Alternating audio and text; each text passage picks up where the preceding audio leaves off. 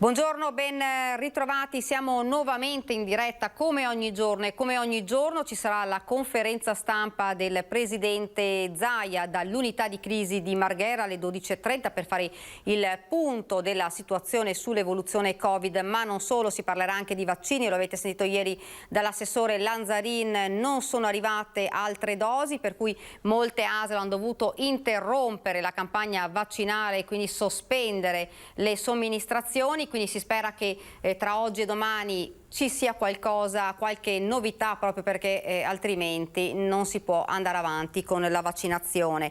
Fra l'altro oggi è la giornata del decreto che è stato Covid, decreto Covid che è stato approvato con le nuove regole, gli spostamenti, l'asporto e anche le seconde case fino al 30 di aprile. Quindi si parla del ritorno a scuola in presenza ovunque fino alla prima media, fino al divieto di fare visita agli amici nelle regioni in zona rossa, ad eccezione del weekend di Pasqua. L'Italia divisa solo tra arancione e zona rossa, non c'è più quindi la zona gialla, almeno per il momento, per tutto il mese di aprile, anche se si può sperare in deroghe con un decisivo calo di contagi e un netto aumento delle somministrazioni del vaccino in quei territori con dati da giallo. Ovviamente si dovrà capire oggi anche dal Presidente quale sarà la novità, se ci sono queste dosi, se arriveranno almeno queste dosi nei prossimi giorni, altrimenti nel Veneto ci saranno dei problemi perché non ci sono più dosi in scorta, quindi si dovrà sospendere per il momento la vaccinazione. A Treviso rimane però, lo diciamo ancora, rimane la vaccinazione della classe 35 sabato, quella rimane come è stata decisa. Per il resto verrà sospeso fino a quando non arriveranno nuove dosi. Queste sono dunque le notizie. Non so se poi riusciamo poi a collegarci con il senatore Andrea Ferrazzi, con cui parleremo proprio anche di questo, ma prima vi presento l'ospite che ho in studio qua con me, Deborah Schiavon, che è titolare di un bar a Treviso. Buongiorno. Buongiorno. Situazione sempre più difficile, che oltretutto sta continuando a posticipare la vostra riapertura, la speranza almeno di riaprire. Speravate per Pasqua, invece poi ancora uno slittamento, adesso addirittura si parla insomma di fine. Purtroppo sì, ormai è veramente dura fare questo lavoro, più che altro appunto perché ti tramandano sempre la possibilità di aprire e noi non sappiamo cosa fare, quindi anche gli aiuti che dovrebbero arrivare devono ancora arrivare, quindi la situazione è molto pesante sia per il fisico che per la testa, per tutti, quindi pesante. Ecco, fra l'altro noi insomma abbiamo anche sentito ieri proprio un ristoratore che ci diceva, insomma, di Padova, che ci diceva che ormai la situazione era talmente degenerata, talmente difficile, le spese erano tante e purtroppo in cassa non entrava niente, per cui ha deciso di chiudere l'attività. Questa insomma è l'ennesima purtroppo sconfitta per tutti. È il bivio, perché se hai qualcosa messo via, ora lo stai usando per pagare le spese vive, perché le attività hanno spese vive a cui non è stato bloccato niente, quindi l'affitto, la corrente, il gas, tutto. Quindi se hai qualcosa fortunatamente che hai messo via negli anni lavorando duramente, lo stai usando adesso per pagare queste spese, se non è arrivato niente. La situazione è tanto difficile, proprio moralmente iniziamo a barcollare tutti, anche chi era più fiducioso. Moralmente ed anche purtroppo soprattutto economicamente. Certo, infatti non ci sono casi anche di tante persone che stanno andando fuori di testa. Dicono che psicologi e anche antidepressivi stanno avendo un picco allucinante e un motivo ci sarà. La gente ormai inizia ad aver paura del domani e questo non è un bene per le generazioni future e anche per noi, quindi non vediamo la luce. Avete fatto un po' un bilancio di quest'anno che è stato disastroso, Sì. Apertura a singhiozzo, ma adesso insomma la speranza non solo per i ristoratori e i baristi, poi oltretutto noi ci collegheremo anche con il presidente di Veneto Imprese Unite, perché loro sono scesi dobbiamo proprio dirlo, in autostrada, in una protesta perché insomma la situazione è ormai all'esasperazione. Sono scesi per far sentire la loro voce, per far capire tutta la loro esasperazione e rabbia. Ristori che arrivano, non arrivano, arrivano pochi. Per ora no, non è arrivato ancora niente, quindi ad oggi ancora non abbiamo ricevuto ancora niente. Dicevano dall'8 aprile, noi stiamo ad aspettare perché Abbiamo aperto forse il mese di febbraio, se no siamo sempre stati chiusi, perché anche con l'arancione i bar e i ristoranti sono chiusi. Quindi probabilmente hanno chiuso le categorie sbagliate, perché se i contagi continuano a esserci e i morti ci sono ancora, probabilmente non erano i bar o i ristoranti che, bene o male, quasi tutti, anche i miei colleghi che conosco, si erano messi a posto, avevano messo il plexiglass, avevano messo i divisori, avevano messo i gel che sono ancora obbligatori, poi ognuno sta attento ai propri clienti, la mascherina e tutto, quindi noi ci eravamo sicuramente adeguati. Probabilmente non sono i bar che fanno questo contagio, probabilmente è qualcos'altro, che forse non sapremo mai realmente cos'è. Però noi siamo veramente tanto amareggiati per tutto. Ovviamente la salute viene prima di tutto. Certo. Però l'asporto questa situazione... di certo non vi aiuta. Ma se la gente non può muoversi, cioè posso fare l'asporto, però se la gente non può muoversi di casa o tanti non vanno a lavoro, che asporto faccio? Noi siamo anche in una situazione un po' particolare, perché anche da un bene la piazza Martiri Belfiore sta subendo dei lavori di ristrutturazione, quindi li stanno facendo adesso, che bene che siamo in zona rossa, però questo porta che le macchine non possono arrivare, la piazza è completamente chiusa. Quindi un maggiore danno in questo momento? Noi siamo là perché non molliamo, è il nostro lavoro, è la nostra vita, però è un ulteriore danno e siamo proprio con le spalle al muro, non sappiamo più come uscirne, però... Certo. Se la regia poi riesce a mandarci in onda proprio le parole del ristorante Clipper di Padova, che era una pizzeria-ristorante che purtroppo ha fatto una scelta ad un certo punto, dopo mesi e mesi della speranza, insomma, di riuscire a riaprire, a un certo punto ha detto forse è meglio, insomma, chiudere. Sentiamo le parole di questo ristoratore. Non solo crisi sanitaria legata al Covid-19, sta emergendo sempre più anche una crisi economica di grossa portata. Le prolungate zone rosse per bar e ristoranti stanno portando alla chiusura di locali anche storici. Lo è il Clipper di Via Bembo, che da 20 anni faceva della ristorazione notturna il suo punto forte. Assolutamente è impossibile, proprio impossibile,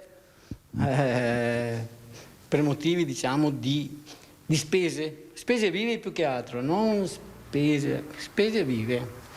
E quindi ovviamente ho fatto i miei conti e andavo sotto invece che su.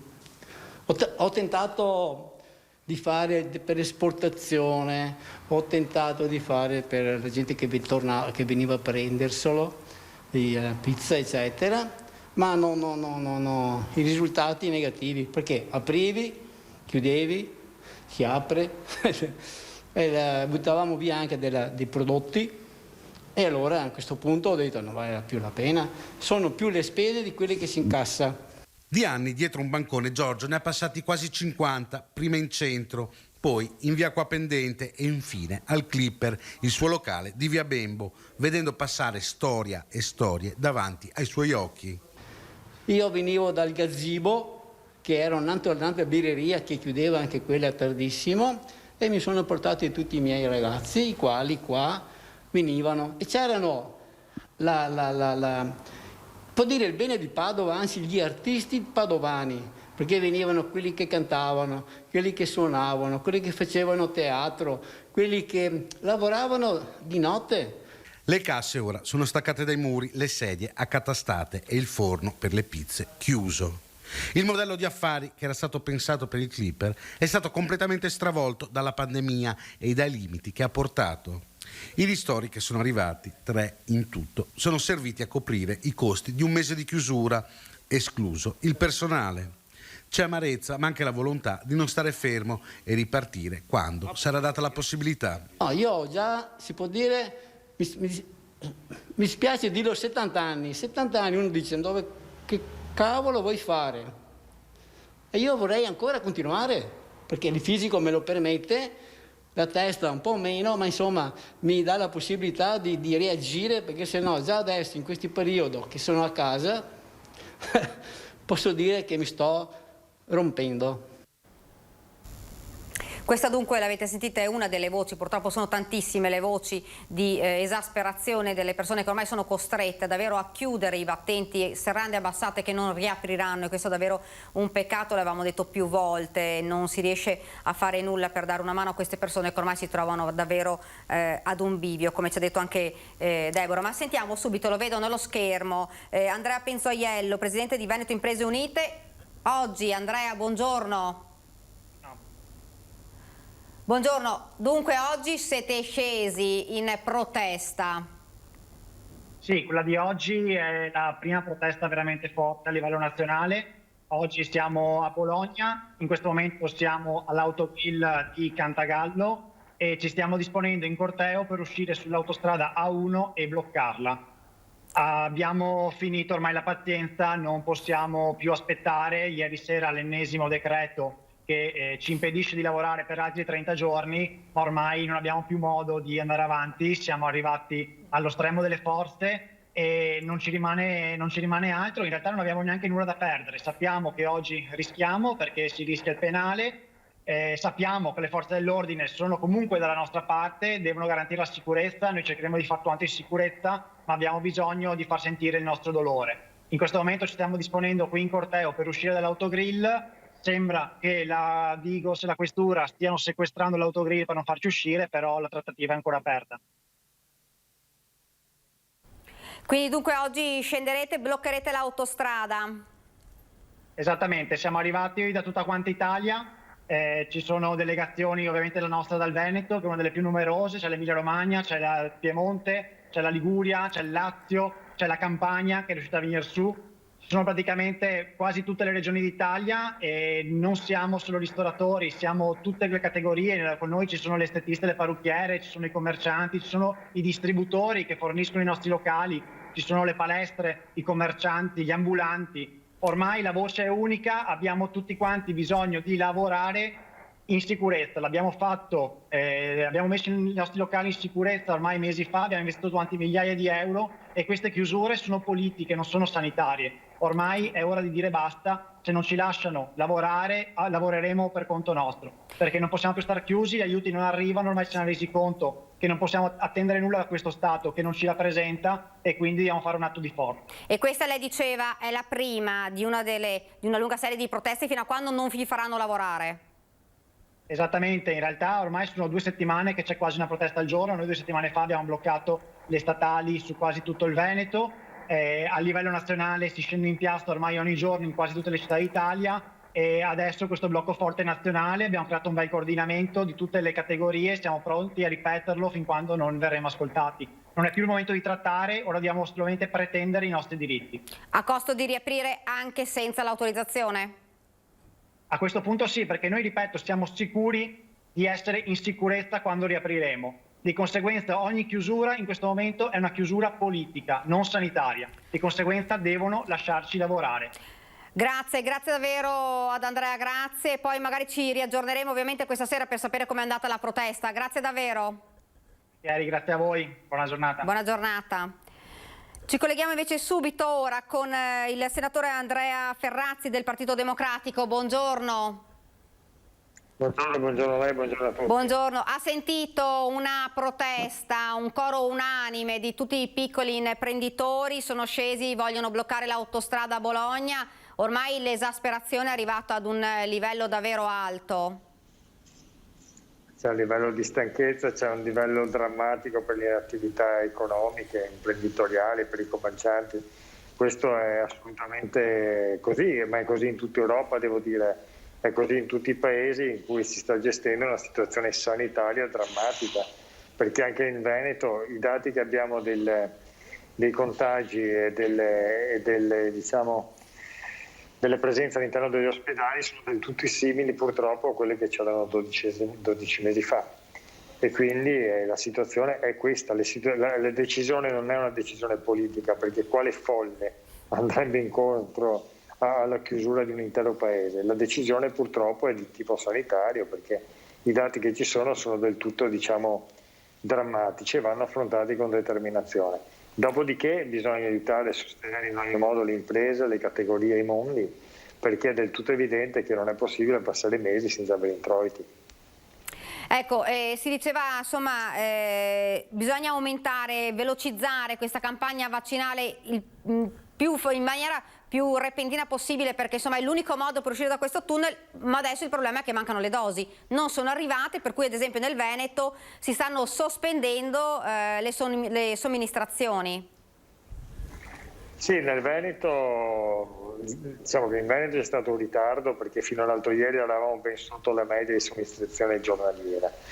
Ora bisogna fare una grandissima battaglia, Draghi la sta facendo, il governo la sta facendo, perché le vaccinazioni vanno fatte velocemente e per farle bisogna avere i vaccini. Draghi ha già detto che o l'Europa è nella condizione, ci mette nella condizione di farlo adeguatamente, oppure il nostro paese si può muovere anche in totale autonomia.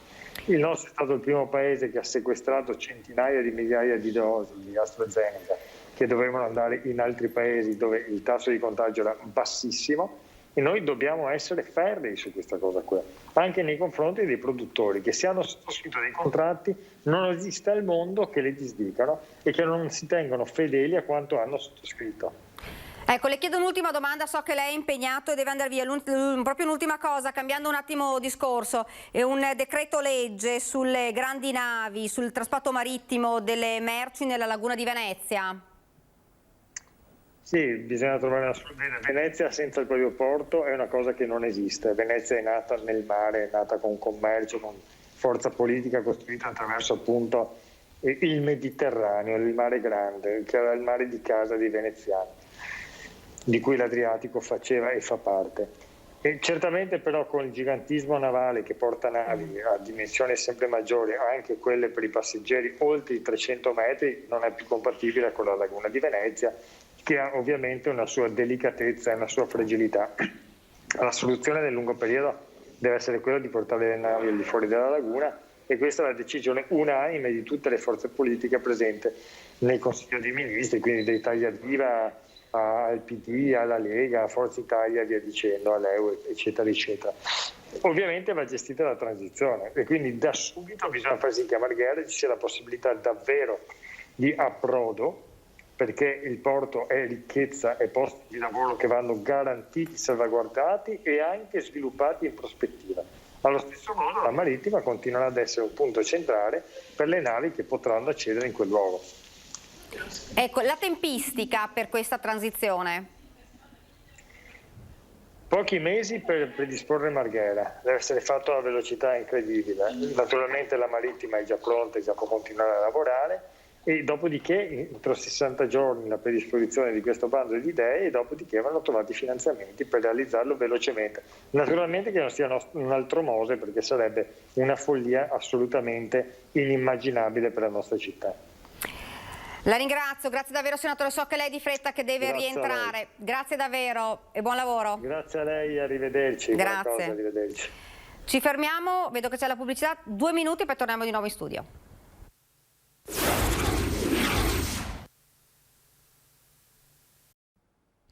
Siamo tornati nuovamente in studio e non so se la regia riesce a mandare in onda, stiamo aspettando la conferenza stampa, lo vedete, del presidente Zaia. Si parlerà, come abbiamo detto, delle dosi che devono arrivare e si spera che arrivino insomma nel più breve tempo possibile in Veneto, e si parlerà anche del portale che da oggi è in funzione, il portale per potersi prenotare online, il portale regionale. Abbiamo avuto qualche segnalazione di qualcuno che non è riuscito a prenotare, altri invece ci dicono essere riusciti, quindi sentiremo insomma quali problemi ci sono stati, se ci sono stati, qual è il problema del portale, proprio dalle parole del presidente Zaia. Noi continuiamo a parlare invece con Deborah, perché insomma abbiamo sentito Andrea Penzaiello, stanno bloccando l'autostrada A1, insomma anche rischiando una denuncia penale, perché questo rischio insomma ce l'ha detto chiaramente. Lui dice ormai noi non abbiamo nulla da perdere. Deborah. È vero, sai, io capisco questa sensazione, perché se per caso arrivasse qualcosa, arriva qualcosa per pagare le spese vive dell'attività, magari neanche dell'ultimo mese, di qualche mese passato che non sei riuscito a colmare, e noi abbiamo una famiglia, Per me non arriva niente, per mio fratello che ha anche 3 figli non arriva niente. Lo Stato non capisce questo perché noi non siamo solo attività, siamo attività con una famiglia. Io quindi capisco chi ha detto che non ha più niente da perdere, perché effettivamente cosa puoi fare? Lo Stato non ti sta aiutando concretamente. Se dicesse ragazzi 2021 non si pagano le tasse, almeno ci viene incontro, invece qualche cosa l'ha posticipato. Se non ho i soldi adesso, tra 3 mesi non li ho perché non ho lavorato e quindi come fai a aiutarmi? Ecco, fra l'altro poi lei ci diceva sì, oltretutto dobbiamo fare domanda per i ristori quando in realtà quando loro vogliono sanno tutto della nostra attività. Esatto, perché adesso c'è la cassa telematica, scontrino, la lotteria degli scontrini, quindi sanno tutto di noi, di qualsiasi persona sanno tutto e dobbiamo fare domanda per avere i ristori. Quello che ci spetta, visto che sono anni che paghiamo tasse, contributi e tutto, una cosa che ci spetta dobbiamo domandarla e aspettare e vedere quanto ci arriverà. Secondo me non è normale, non è giusto, quindi siamo un po' tutti, come si dice, fuori di testa, tutti nervosi, tutti stanchi, ma stanchi, esasperati e la loro soluzione cos'è? Aspettare, senza nessuna certezza. Vi aspettavate anche un altro mese, perché in realtà si parla di un altro mese intero, in realtà di chiusura? No, a parte che secondo me dovrebbero dare delle informazioni un po' più sincere e più reali, perché ci sono varie fonti e tutte le fonti dicono una cosa diversa, quindi noi non sappiamo mai qual è la verità e anche lì non è giusto. Purtroppo adesso il decreto Covid dice almeno fino, poi in realtà non si sa perché poi dicono però si può sperare in deroghe, quindi è un po' tutto in... Diciamo che i ristoratori finché non c'è zona gialla non possono riaprire ufficialmente e quella mi sembra che sia stata abolita, quindi noi abbiamo un altro mese di buio. E come la risolviamo questa cosa? Sperando, aspettando, preghiamo? Cioè anche il Vaticano è una stupidata, Il Vaticano, il Papa ha ridotto del 10% le stipendi dei cardinali, poi dove andrà quel 10% non lo so, però ha lanciato un segnale. Per caso qualcuno dello Stato dall'alto ha fatto un piccolo segnale per vedere che tutti stanno soffrendo della situazione, per essere vicini a noi in questo modo, ma anche a parole, insomma, in qualche modo. Ecco, noi poco tempo fa abbiamo avuto proprio... è arrivato il presidente Zaia, quindi la parola all'unità di crisi. Buongiorno.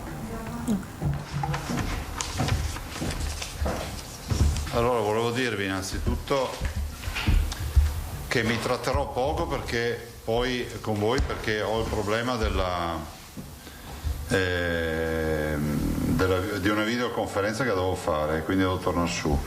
Però due brevi ragionamenti li volevo fare, ma approfitto innanzitutto a fare gli auguri di buon compleanno alla signora Filomena Andreotta, che è nata appunto il 1° di aprile del 2021 e quindi compie gli anni oggi e fa 100 anni tondi, di Losigo, di Ponte nelle Alpi, quindi auguri alla signora Filomena. Dopodiché passerei al bollettino, vi dico 2 robe e se avete delle domande rapide perché sono preso veramente male con i tempi. Restano qui ovviamente la dottoressa Russo, l'assessore Lanzarin, la dottoressa Russo che vi darà un'interpretazione di quello che ne è uscito ieri sera dal decreto rispetto all'obbligo vaccinale e agli adempimenti da mettere in campo per rispettare il decreto, e poi arriverà il dottor Flor che si è occupato delle vaccinazioni e quindi vi dirà appunto della campagna vaccinale. Allora, i tamponi rapidi sono 3.848.000 e i tamponi molecolari sono 4.548.000. Non sto qui a dirvi, vi dico numeri tondi, sono in totale 8.397.000.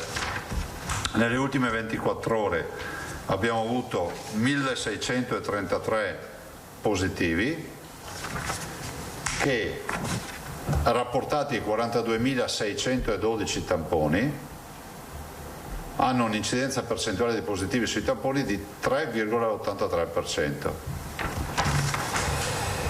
Il numero di positivi dal 21 febbraio sono 384.000.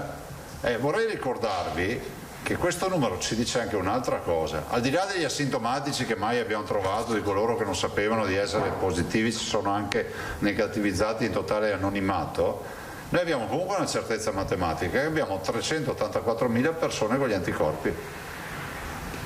Quindi quando si fa il conto dei vaccini va sempre tenuto presente che comunque abbiamo una parte di comunità che sarà più, diciamo, importante di 384.000, che comunque ha gli anticorpi. E lo dico perché il ragionamento che farò dopo, mi lascio qua, va nella direzione che secondo me la riflessione va fatta. 38.600 e 18 sono i cittadini che oggi sono in isolamento perché positivi. Vi ricordo che metà di questi non ha sintomi e l'altra metà ce li ha in maniera graduale, quindi si va da chi a casa in isolamento che non ha pochissimi sintomi, che sono un raffreddore o un po' di spossatezza o altro, a chi ha molti sintomi e a chi finisce anche in ospedale di questa metà, quindi di questi diciamo circa 19.000 persone. Il 5% del totale va in ospedale, quindi sono circa 2.000 persone. In ospedale infatti abbiamo 2.242 persone, più uno.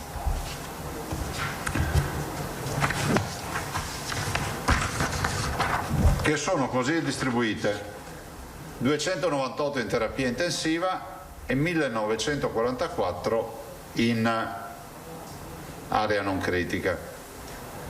Qui vedete i dati non sono proprio così aggressivi in crescita. Come si dice, se sono rose fioriranno, nel senso che se questi dati sono precursori di una inversione di tendenza, nella quale noi ovviamente auspichiamo, allora si dovranno confermare nei prossimi giorni. Per ora sono dei dati che ci permettono di dire che il contenimento c'è, perché non abbiamo avuto un assalto di ricoveri. Anche se insomma il peso di 2.242 persone ricoverate non è un peso da niente, quindi ringrazio tutti i nostri sanitari e anche soprattutto le 300 di terapia intensiva.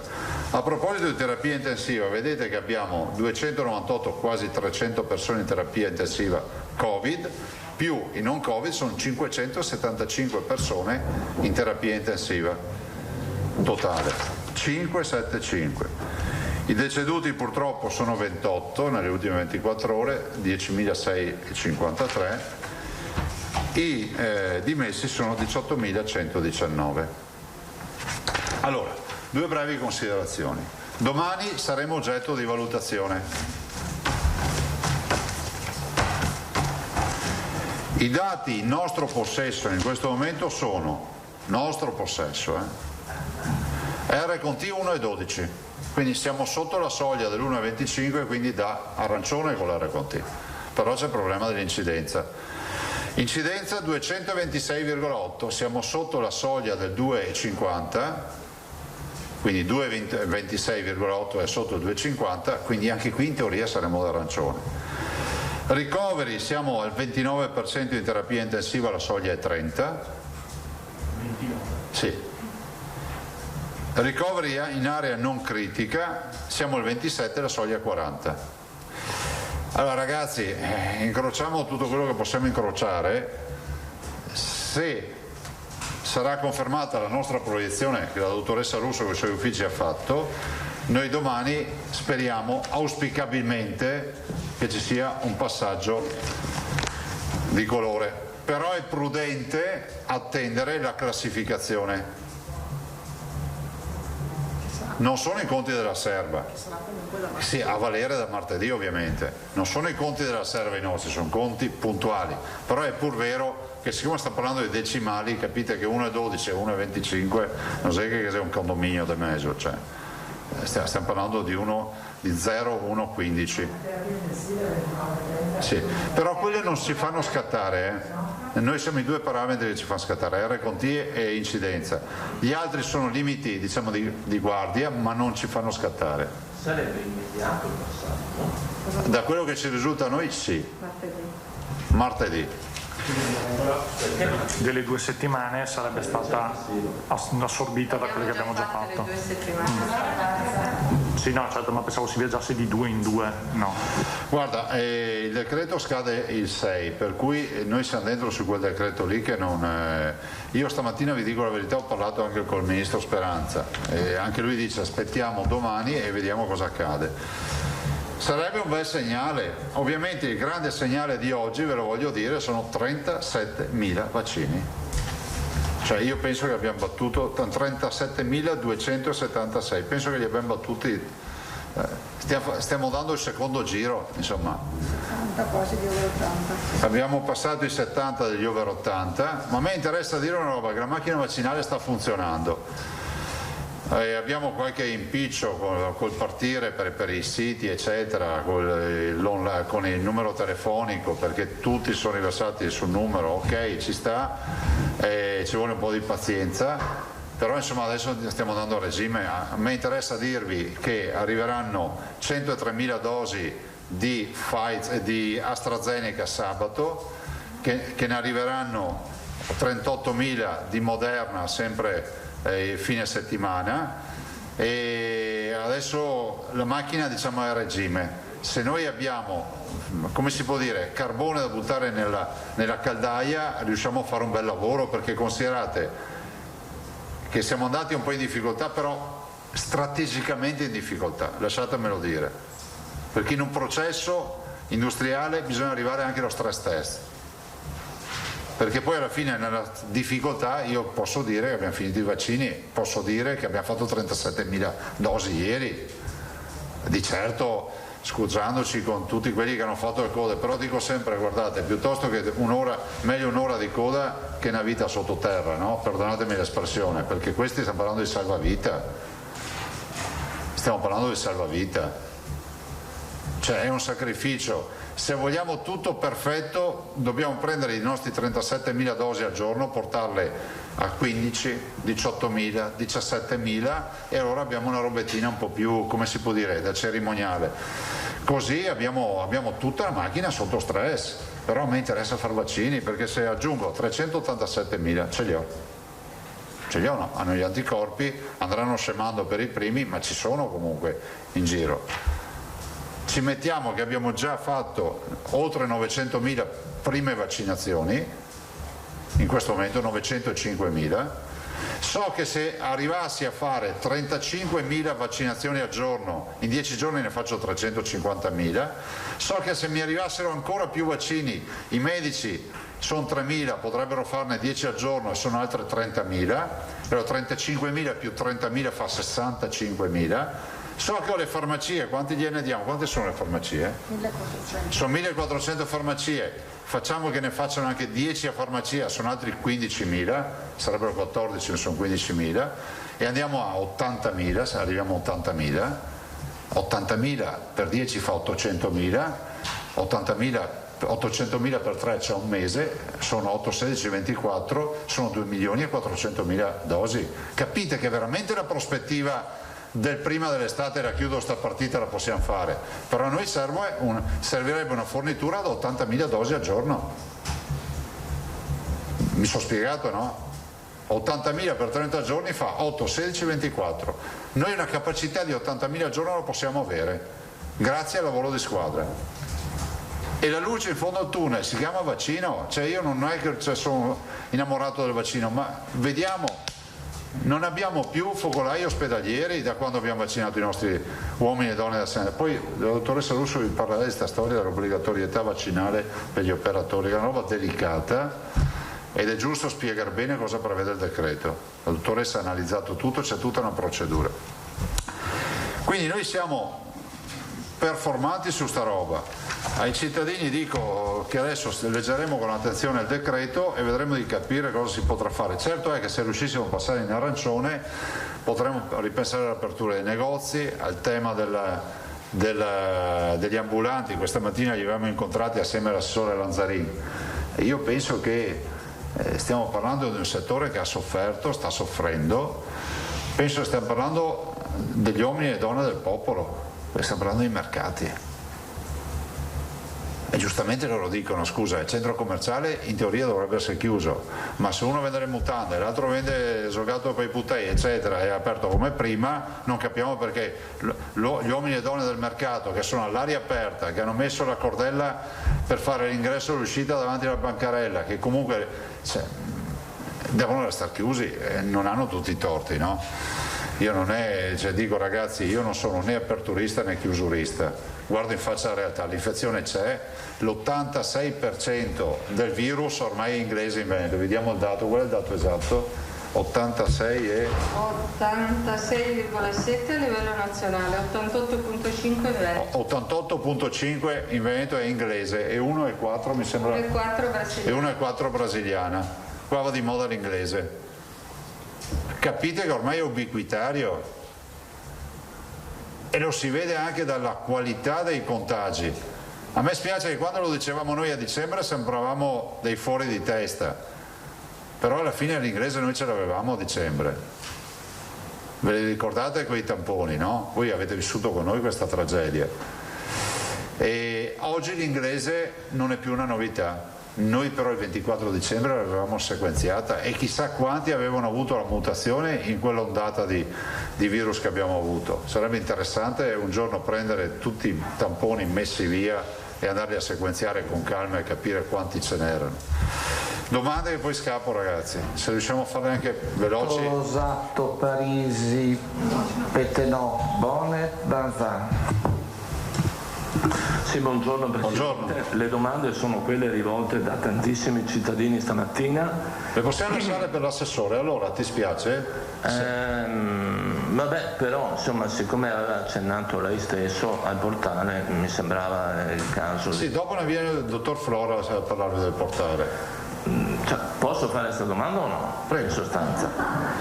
Allora, lamentano in particolare che il numero verde sia stato irraggiungibile per l'intera mattinata, nel senso che era proprio irraggiungibile.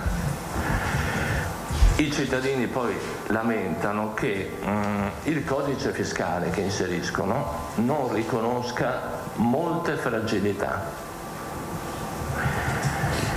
e quindi non accetti la prenotazione.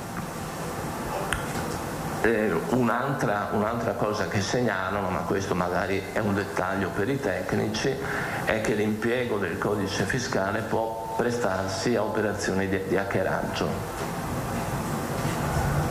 Però questo è un Sentite, se vogliamo vederlo, allora, io penso che i disagi siano sempre una delle peggior cose che si possano incontrare come cittadini.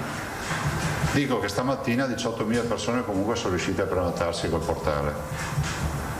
18.000 ci ha detto Tognolo. Allora i disagi sono così distribuiti. Per andare proprio sul pratico, avrei preferito che ne parlasse il dottor Flor, vi dico la verità.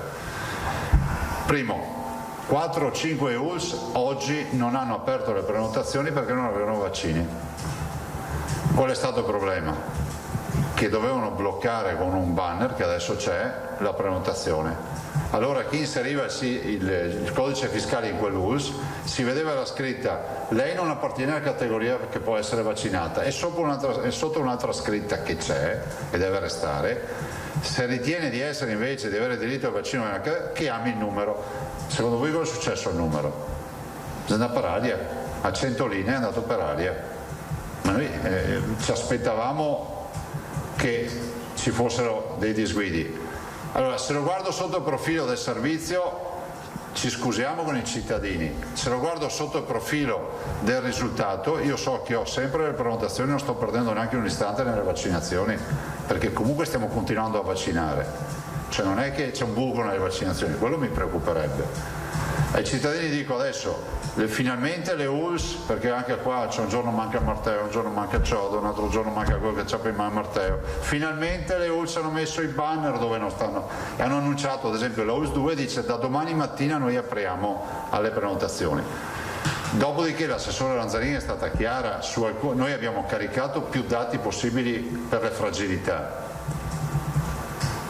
se c'è dopo qualcuno che resta fuori da questo vaglio, perché quanti ne avevamo caricati? No, allora è complicato il discorso delle persone fragili e super fragili, perché probabilmente ognuno pensa di poter essere su quella categoria, poi invece noi abbiamo una lista, abbiamo dei codici di esenzione, però potrebbe esserci delle persone che non hanno quel codice, non hanno quell'esenzione perché non utilizzano quella cura farmacologica, non sono rientrati in quella lista, ma in questo caso deve intervenire chiaramente il medico di medicina generale. Stiamo concordando e stiamo cercando di dare indicazioni anche ai medici di medicina generale che sono con noi in questa, perché loro conoscono meglio di tutti i loro assistiti, quindi ci possono effettivamente dare una mano dove non arriviamo. Quindi le cure primarie insomma stanno cercando di capire anche con i medici di medicina generale come dare le corrette informazioni e come inviare le persone quindi a fare la prenotazione. Il numero verde serve anche per questo, solo che essendo stato il numero verde è andato un po' in tilt per questo crash insomma di troppe telefonate, è chiaro che c'è stato questo disservizio, però è complicata, ma stiamo cercando di risolverla, quella delle fragilità, perché fragilità voi capite che vuol dire tutto, poi ci sono delle categorie, ma io non prendo questa cura, ma secondo me sono fragile, e quindi su quelle bisogna che noi facciamo un incrocio dei dati che abbiamo noi, che sono stati estrapolati dal SER di Azienda Zero, con quelli che erano inseriti nel piano nazionale, li incrociamo, gli altri saranno estrapolati tramite i medici di medicina generale, ma io ripeto quello che ho detto anche ieri, cioè rassicuriamo tutti verranno vaccinati, le persone più fragili verranno in qualche modo contattate, adesso lo stiamo dialogando con i medici di medicina generale, però capite che non è una cosa semplice quando parliamo appunto di persone che sono già per uno stato di salute, hanno ansia, apprensione eccetera, e non si vedono inserire all'interno di quella categoria, ma ci arriviamo. Cioè io vorrei che passasse questo messaggio. Prego. Volevo soltanto concludere, perché era proprio su questo, sui medici di famiglia arrivano messaggi contrastanti. Sarebbe interessante comprendere qual è l'effettivo apporto dei medici di famiglia alla vaccinazione. Ma non abbiamo ancora tutti i dati? No, ma le dicevo a livello proprio di collaborazione, perché diversi assistiti ci segnalano che spesso i medici di famiglia alzano le braccia, dicono che non hanno indicazioni, di vaccini sembra ne facciano molto pochi per la verità, però questo non sembra, per quello le dicevo. Non ne abbiamo? Non ne abbiamo dati pochi. I medici di famiglia hanno ragione quando alzano le braccia, perché se non gli diamo vaccini, se poi alzano le braccia dicendo che non sanno niente, non hanno ragione.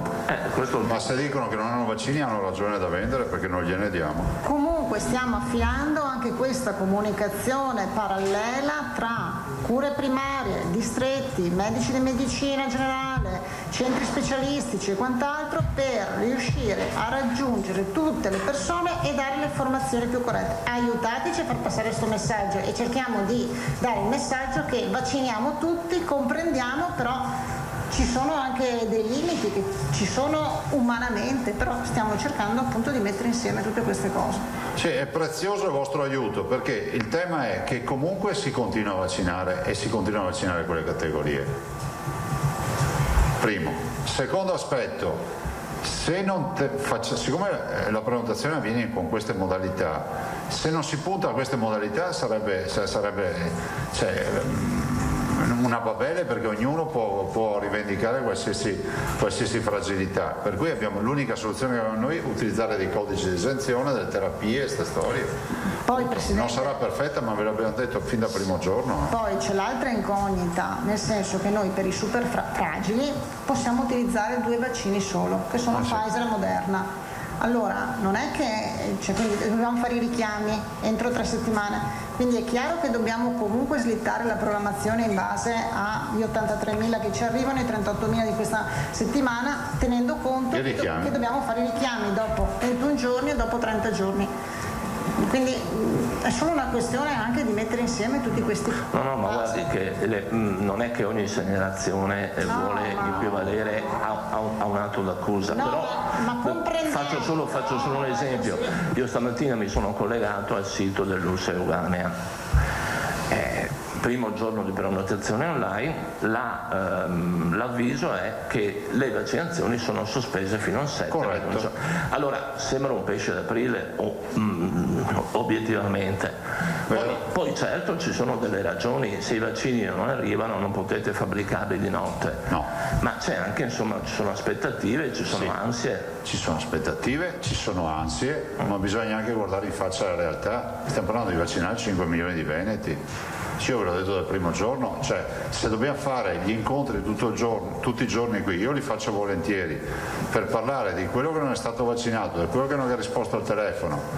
Cioè, noi siamo purtroppo chiamati a guardare i grandi flussi. Da un lato che il magazzino mi resti sempre vuoto, perché vuol dire che qualcuno l'iniezione se la fa. E di certo non io che non sono vaccinato o l'assessore. Dall'altro cercate di arrivare all'ultimo miglio, nell'ultimo miglio a vaccinare tutti, ma che è esattamente quello che facciamo. Guardate, oggi abbiamo fissato, in questo momento noi siamo concentrati su delle categorie vaccinali, gli over 80, i fragili, i super fragili, quindi da lì non ci muoviamo finché non sono finite, cioè non possiamo uscirne. Adesso facciamo il giro veloce, grazie. Parisi, poi Bonnet, poi Pettenò. Sì, Presidente, buongiorno. A proposito di settori in crisi, parlo della croceristica con le grandi navi. Nell'ultimo decreto ha approvato, stabilito che le grandi navi non passeranno più dal bacino San Marco, stanziati più di 2 milioni per il progetto di DEI. Volevo capire se si è già sentito con il Ministro Giovannini, già stata messa in calendario una data per un incontro con lui, col Sindaco, per capire anche insomma, le questioni che verranno messe. Mi ha chiamato il Ministro stamattina e ha detto della volontà di fare un incontro, noi abbiamo dato assolutamente piena disponibilità. Dopodiché cosa volete? Le grandi navi fuori dal bacino San Marco, dal canale della Giudecca, di questo si parla in virtù del decreto Clini-Passera, che è del febbraio 2012. All'epoca che dice che tutte le grandi navi sopra i 40.000 tonnellate se ne devono uscire dal canale della Giudecca, dal bacino San Marco. Ad oggi, dopo 9 anni, siamo ancora qui con i bei propositi. Noi assieme al Comune abbiamo proposto la via maestra, che è quella del canale dei Petroli, andare a ormeggiare le grandi navi a Marghera, punto. E poi la pulizia del canale Vittorio Emanuele per le piccole navi, quelle yacht eccetera, da mandare in marittimo. Soffermo qua. Vabbè, quindi ancora non ci sono date da decidersi, grazie. Prego. Bonnet. Allora, Presidente, diverse domande, cerco di andare rapido. Il tema degli oncologici. Rapido. Allora, allora c'è questo problema, hanno il codice 048, però ovviamente c'è il codice di esenzione 048, vedo già che scuotono testa. Cerco di spiegare il problema, cioè chi è che gode della fascia prioritaria, perché ovviamente noi abbiamo le persone in cura attualmente, le persone che rientrano nei 5 anni famosi diciamo così, che standard di guarigione, e gli ex cosiddetti, quelli che hanno superato i 5 anni. Quale categoria esattamente ha diritto alla priorità? Perché abbiamo tante segnalazioni, grazie, questa è la prima. Allora, per chiarire, per gli oncologici è scritto nel documento che è stato nell'indicazione ad interim del Ministero che noi abbiamo recepito. C'è proprio scritto che per quanto riguarda gli oncologici sono quelli che attualmente sono in terapia ospedaliera, non in terapia con i farmaci ormonali, ma quelli che fanno terapia con farmaci ospedalieri o che sono in attesa di fare la terapia. E per quanto riguarda gli oncologici ci siamo incontrati con tutti gli oncologi della regione e sono loro che individuano i pazienti e il momento in cui questi hanno le condizioni per essere vaccinati. Tutti gli altri soggetti che hanno il codice 048 rientrano per fasce di età. Ok, perfetto, grazie. Poi sul tema delle forniture ho capito che viene Flora, però ieri vedo un cambio di registro, nel senso che ieri l'assessore mi ha vista molto preoccupata sul cambio sulla sospensione della campagna. Oggi invece Lei mi sembra quasi entusiasta, cioè abbiamo fatto 38.000 vaccini. Abbiamo fatto 37.000. La campagna è sospesa ieri, nelle ultime 24 ore, ieri. Oggi non si vaccina? Poco o nulla, i richiami. Cioè considera che noi da ieri abbiamo in magazzino 83.000 Pfizer. Quindi confermato che la campagna è sospesa al momento da oggi. Cioè finché non arrivano vaccini, sì, no, io non voglio essere malinterpretato, io sono entusiasta perché la macchina rende, cioè ha fatto 37.000 vaccini, non c'è nessuno a livello nazionale che fa 37.000 vaccini, né in numero assoluto, tantomeno che rapportato ai cittadini che ha. Oggi e domani speriamo, probabilmente fosse sabato, diciamo. Quindi sempre per i tastieristi, che domani se abbiamo 10.000 o 12.000 o 20.000, non è che siamo precipitati, è che non abbiamo i vaccini. Ok, quindi oggi e domani stop. Abbiamo Pfizer. Da sabato. Attenzione, si va male a dire stop, perché ci può essere un OUS che sta vaccinando perché per le sue dinamiche può farne ancora un po' di prime dosi, altre che sono solo in richiamo, ma facciamo fuori tutti gli 83.000. Cioè se la domanda è, per domenica noi Pfizer non esiste più in Veneto, per capirci, che è l'unico che abbiamo oggi fra l'altro. Ok, ultima cosa sul call center, si è pensato a un potenziamento visto il successo anche che sta avendo? 100 linee, guardi, se stamattina avessimo avuto 300 linee sarebbe stata la stessa roba. Noi abbiamo chiesto di potenziarlo ancora tempo fa, ma non è che possiamo arrivare all'infinito, anche perché stamattina dobbiamo renderci conto che molti hanno chiamato perché cercavano di prenotare su rules che maldestramente, imprudentemente non hanno messo il banner. Capisco il caos dei vaccini e tutto, ma se si scriveva ragazzi chiamate fra 3 giorni perché quasi sarà, bastava, no? Fatemi un altro a microfono per favore. Abbiamo anche chiesto alla Telecom che comunque cambi il messaggio che dice non raggiungibile con linee intasate o comunque momentaneamente occupate. Infatti, perché questa è un'altra cosa che è successa, che la Telecom dice il servizio non è in funzione. Sì. Quindi, Allora abbiamo subito prontamente, quando abbiamo saputo sta cosa, chiamato chi gestisce, chi ha i contatti, chi ha il contratto per far cambiare, perché poi deve esserci un rapporto diretto con Telecom che cambi anche e quindi dica che le linee sono intasate, sono occupate o comunque un'altra frase. Ok, grazie. Bene, Petenò e Vanzan. Prigioni? No. Giacomuzzo sì. Presidente, buongiorno. Lei si augura che si possa passare ad arancione domani per i dati da martedì, da lunedì o da martedì, secondo com'è la regola adesso? La regola è che io lo spero, visto e considerato che abbiamo 1,12 di R con T secondo i nostri calcoli, quindi siamo sotto l'1,25 e abbiamo 2,26 di incidenza e siamo sotto i 2,50, quindi in teoria dovremmo passare in zona arancione, però ancora oggi non è dato da sapere. Questo dovrebbe scattare da martedì. Però nel decreto che è stato approvato non è stato detto che non ci saranno cambi automatici, il decreto perciò è da quando partirà il nuovo decreto che scatterà questo? No, i cambi automatici non ci saranno rispetto a zona gialla e bianca, ma sicuramente tra rossa e arancione sì. Noi siamo in rossa, passeremo in teoria in arancione. E rimarrà sempre il CTS che dà queste valutazioni e l'Istituto Superiore di Sanità? Sì. Ok. Prego. E Vanzan e Giacomuzzo. Buongiorno Presidente. Buongiorno. Se diventassimo arancioni, come pare, poi aspetteremo domani, non solo gli asili, le scuole elementari e la prima media andranno in presenza, ma anche le superiori. Al 50%. Tra il 50 e il 75 dice il decreto, quindi in Veneto sarà dal 50, quindi mercoledì, mi pare sia mercoledì il giorno di rientro a scuola, sì, se non vado 50. errato, sarà il 50. Avete già organizzato trasporti e quant'altro? Bene. L'assessore De Berti, il vicepresidente De Berti se ne sta occupando già da questa settimana. Va bene, quindi il 50%. E è la singola scuola che decide chi torna in l'indicazione viene data di solito sempre dagli uffici in collaborazione con l'ufficio scolastico regionale, non serve ordinanza. cittadinanza. Supponiamo che io sia in prima liceo, come faccio a sapere se vado a scuola? Non è la singola scuola, Quindi chi lo dice?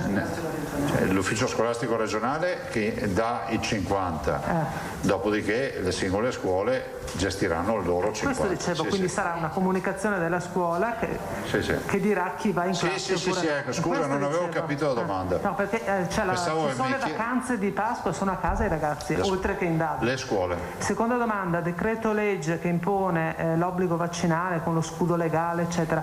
Lei si era pronunciato, ma voglio un suo parere politico per cortesia. Lei si era pronunciato la settimana scorsa dicendo è inutile che uno, che ne so, non voglia toccare le armi e poi è chiaro che non può fare la guardia giurata. Parlavamo degli infermieri che lavorano nell'RSA. Lei è favorevole quindi a questo obbligo per chi lavora nel mondo ospedaliero, sanità in genere, obbligo vaccinale? Il suo parere? Io resto sempre della solita opinione e siamo nell'ambito della volontarietà. Non so che evoluzione avrà questa obbligatorietà, no? Per questo ho indicato la dottoressa Russo che ha studiato il caso e poi ve ne parla.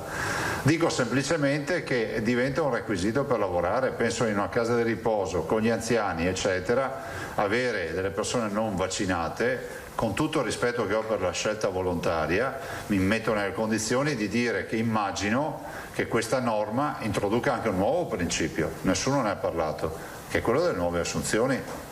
Quindi dovremmo avere dei bandi, dei concorsi nei quali ci sia scritto chiaramente che c'è l'obbligatorietà vaccinale se passa in pieno questa norma. Non so se mi sono spiegato. Quindi prendo atto che adesso c'è una norma che il governo ha voluto di imporre l'obbligatorietà, mi fermo qui perché poi la dottoressa Russo prima mi ha spiegato c'è tutta una procedura che quando si massa procedura ho l'impressione che va all'italiana. Quindi... Ma lei potrebbe dire non sono d'accordo? No, per carità, cioè, sentite, chi lavora con gli anziani, faccio l'esempio del caso di riposo, non può pensare che, almeno per il futuro, guardiamo il futuro. Pensare di assumere persone che sai già a priori che non si vaccineranno è rischioso. Delle domande, e ve lo dice uno convintamente a favore della volontarietà, che sia chiaro. Io ho difeso il modello della volontarietà, però mi rendo conto che per alcune categorie è il principio del metronotte. Ok Alda? Sì, la dottoressa vi dà tutto. Giacomuzzo. Buongiorno. Buongiorno. Ancora scuole, che era il tema che ha già affrontato in parte, solo in parte la collega. Supponiamo che il 7 si sia arancione, la regione ha ancora spazio di manovra oppure no? Nel senso che ripartiranno poi tutti. No, non ce n'è. Non ce n'è perché è proibito chiudere le scuole decretate aperte, quindi fino alla prima media non si toccano. Quindi noi fra l'altro auspicavamo che si riaprissero le scuole dell'infanzia, lo 06, nido eccetera. Dalla seconda media in su ovviamente staremo a vedere anche i dati epidemiologici, poi troveremo una soluzione, però fino alla prima media restano comunque aperte, anche con 250 di area conti di incidenza. Il monitoraggio comunque voi continuerete a farlo in modo tale che se del caso la procedura quale sarà? Si interviene ma non... Sempre sulla seconda media in su. Come abbiamo fatto prima del 6 marzo. No, del 6 marzo. Fino alla prima media. No, con la regione neanche. Sì, con la regione sì, tutte. Se scatta l'arancione si aprono tutte le scuole. Si aprono tutte, il problema era per capire se possono esserci delle microzone o focolai o distretti. Se ci sono le valutiamo, ma solo dalla seconda media in su. Ok, l'ultima cosa, questa carenza di vaccini, lei in questi giorni ha avuto modo di confrontarsi direttamente con il governo, ne ha parlato direttamente, denunciato, come si è posto? No, guardate, io voglio essere chiaro, non c'è stata nessuna sorpresa rispetto alla fornitura che ci spetta, ci sono stati dei ritardi, perché per dire AstraZeneca ci arriverà forse domani o dopodomani, Moderna idem, però al di là di questo onestamente i numeri sono quelli che il governo ci ha dato, cioè non vorrei che passasse l'idea perché noi siamo stati bravi a vaccinare ci sia qualcuno che dice sì, però sapevano che ne avevano una quantità tale per cui non era obbligatorio correre così tanto, però noi che stiamo attrezzando una macchina vaccinale, abbiamo bisogno anche di questi stress, no? Perché la macchina si adegua sempre di più allo sforzo vaccinale. C'è un fatto proprio industriale questo. Quindi io non faccio colpe a nessuno, dico semplicemente che noi al governo siamo sulla stessa barca, bisogna portare a casa vaccini. Se c'è un rammarico che ancora tutt'oggi nessuno mi ha dato risposta dicendomi guarda che quelli che sono venuti a suonare il campanello della regione sono dei trascinabarattoli oppure avevano veramente un contatto buono per darvi i vaccini. Se fosse stato così noi abbiamo perso 27 milioni di dosi. Prospettive per il prossimo mese? No. Ancora. Le prospettive che ci dà il commissario sono assolutamente di arrivi importanti, considerate che dopo metà aprile dovrebbe arrivare anche Johnson & Johnson. È arrivato la casellina con tutti i numeri che ci avete fornito, intendo dire, era solo per... Sì, sono quelle, però io sono convinto che ci sarà sempre più un incremento poi di vaccini, perché comunque si vede, insomma, cioè l'aspettativa è quella di averne di più. Ma il numero totale non l'avete? No. Allora però che resti fisso, vi ho fatto prima il conto della serva, 80.000 riusciamo a farli assieme ai medici di base e alle farmacie, non vi ho neanche messo dentro le aziende che sono una roba non irrilevante, 80.000 vuol dire un mese ne facciamo 2 milioni e 4.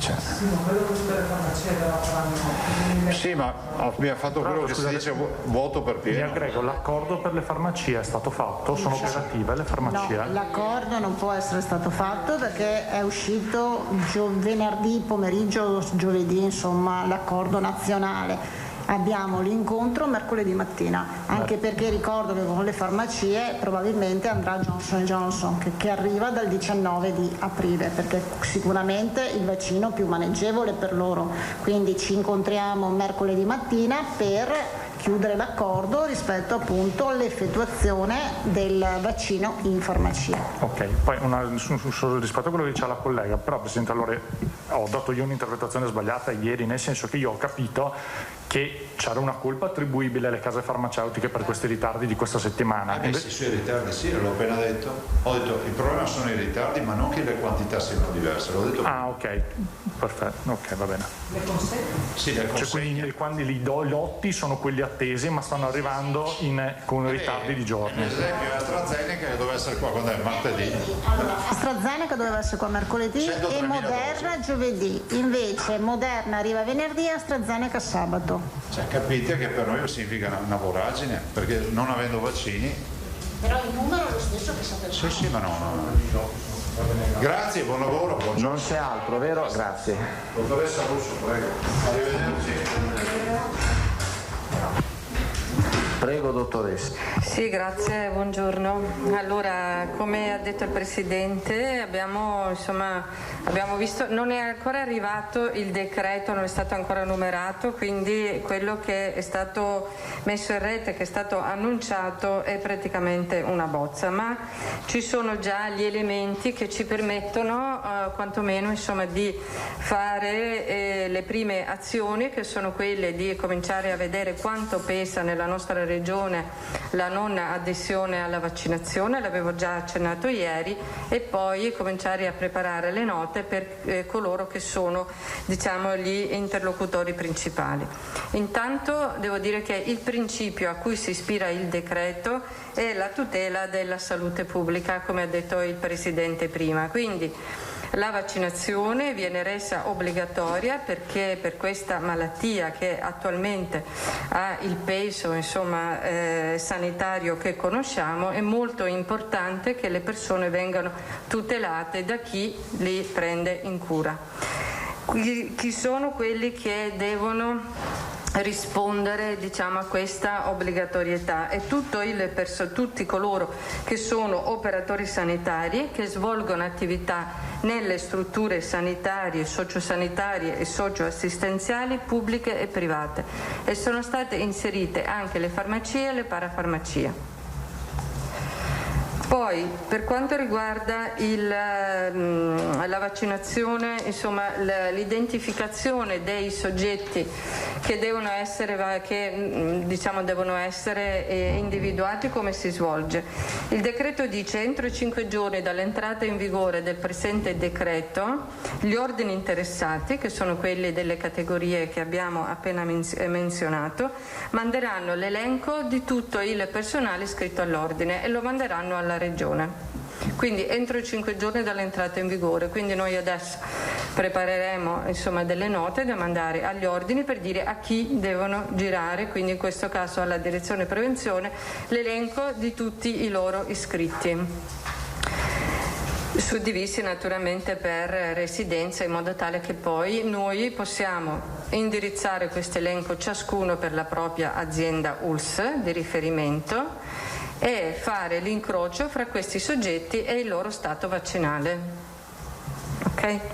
Quindi la Regione ha 10 giorni per preparare questi elenchi per mandarli alle aziende ULSS. Una volta che le hanno ricevute, le aziende ULSS entro i 5 giorni devono mandare una nota, un avviso ai soggetti che non risultano adempienti alla vaccinazione, e entro 3 giorni, dice il decreto, questi devono esprimere la propria posizione, o vaccinarsi, oppure se si trovano in condizioni di salute tale per cui non possono essere vaccinati, naturalmente si posticipa la vaccinazione.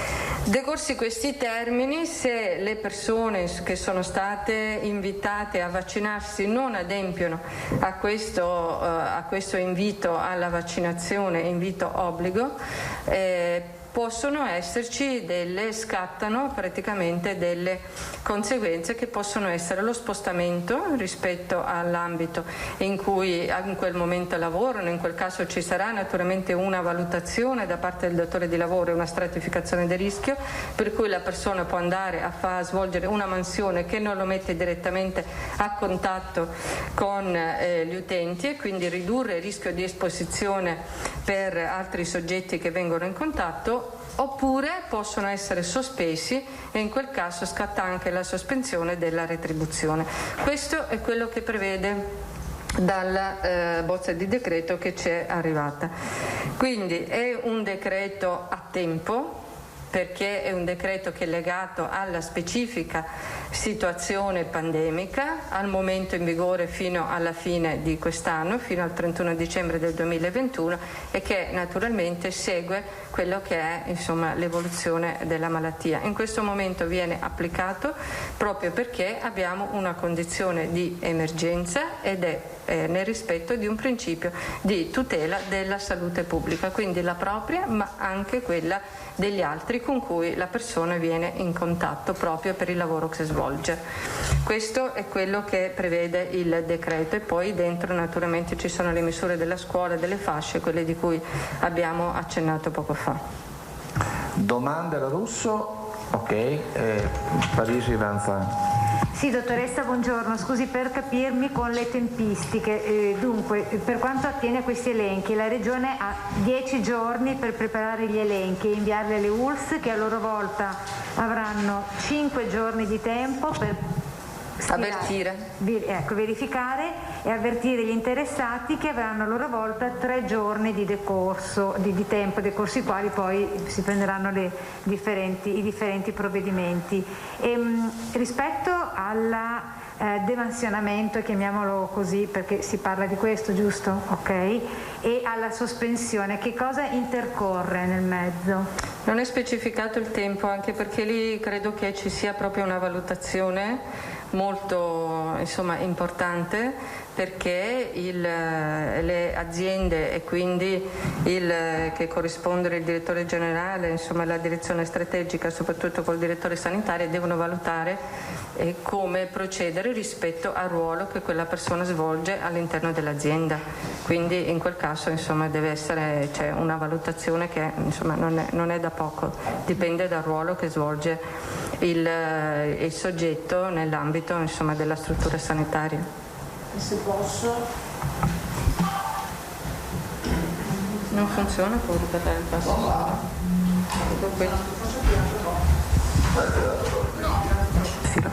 No, e se posso, il problema sarà accentuato soprattutto per le strutture territoriali, perché se già sapete siamo su una carenza di personale molto molto importante. È chiaro che se ci saranno tante figure da demansionare o comunque individuare con altri ruoli e poi trovare chi lo sostituisce per la parte invece prettamente assistenziale, questo sarà un problema. Quindi io mi auguro insomma che prevalga sicuramente discorsi legati alle procedure che sono state individuate.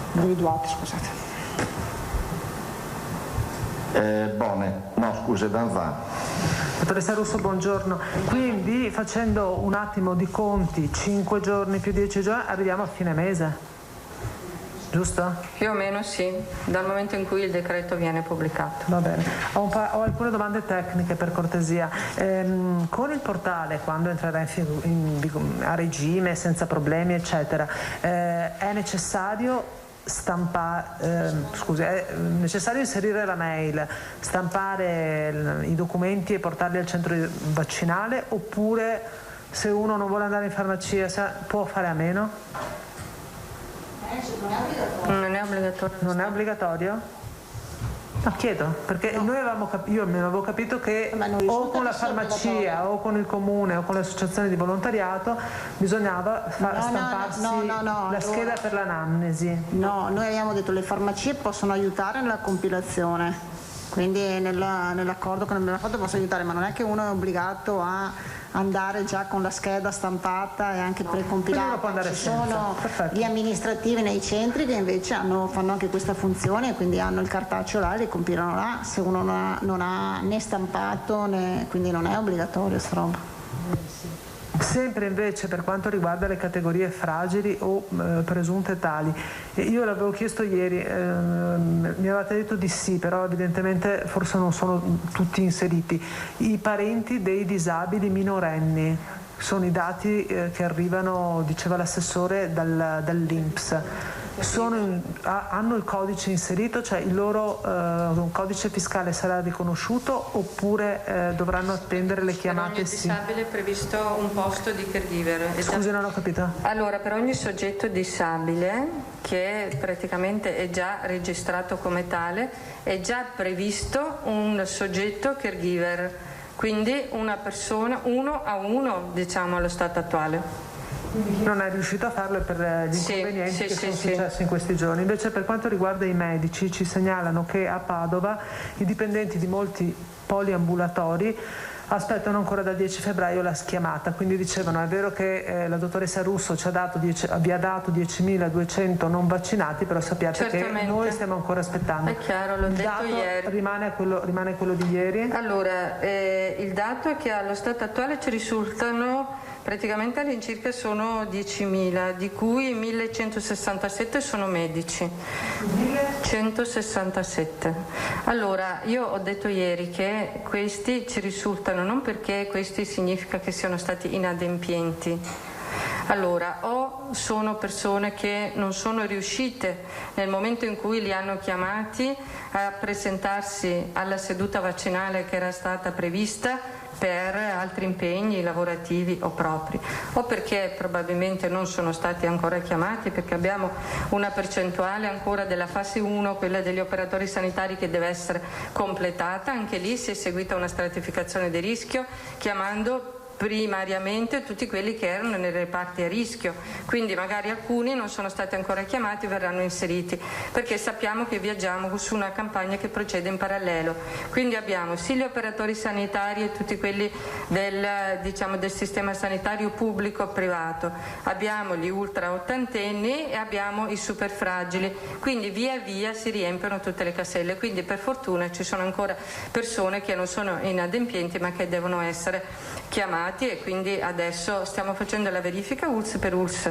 anche di coloro che magari non sono stati ancora chiamati, oppure che hanno rinunciato momentaneamente alla vaccinazione o che avevano chiesto che la spostassero. Quindi questa è una cosa che naturalmente abbiamo cominciato a fare e a breve cominceremo ad averlo. Poi l'ordine ci manderà tutti i nominativi che gli risultano, incroceremo i dati e le ULSS faranno le chiamate coloro che naturalmente non hanno Ci accettato. potrebbero anche essere tante persone che sono state positive, sì. Quindi non si hanno detto certo, però scusate, se io fossi un medico di Padova, tipo questi che ci stanno scrivendo mail, e vengo a sapere che il governo intende sospendermi dal lavoro, mettermi a lavorare in un'altra mansione o quello che è perché non mi sono fatto il vaccino, quando ho mandato il mio nominativo, gli elenchi all'ULSS di Padova il 10 febbraio, uno dice scusate, ma non sono io inadempiente, siete voi che non mi avete chiamato a fare il vaccino. Verranno chiamati.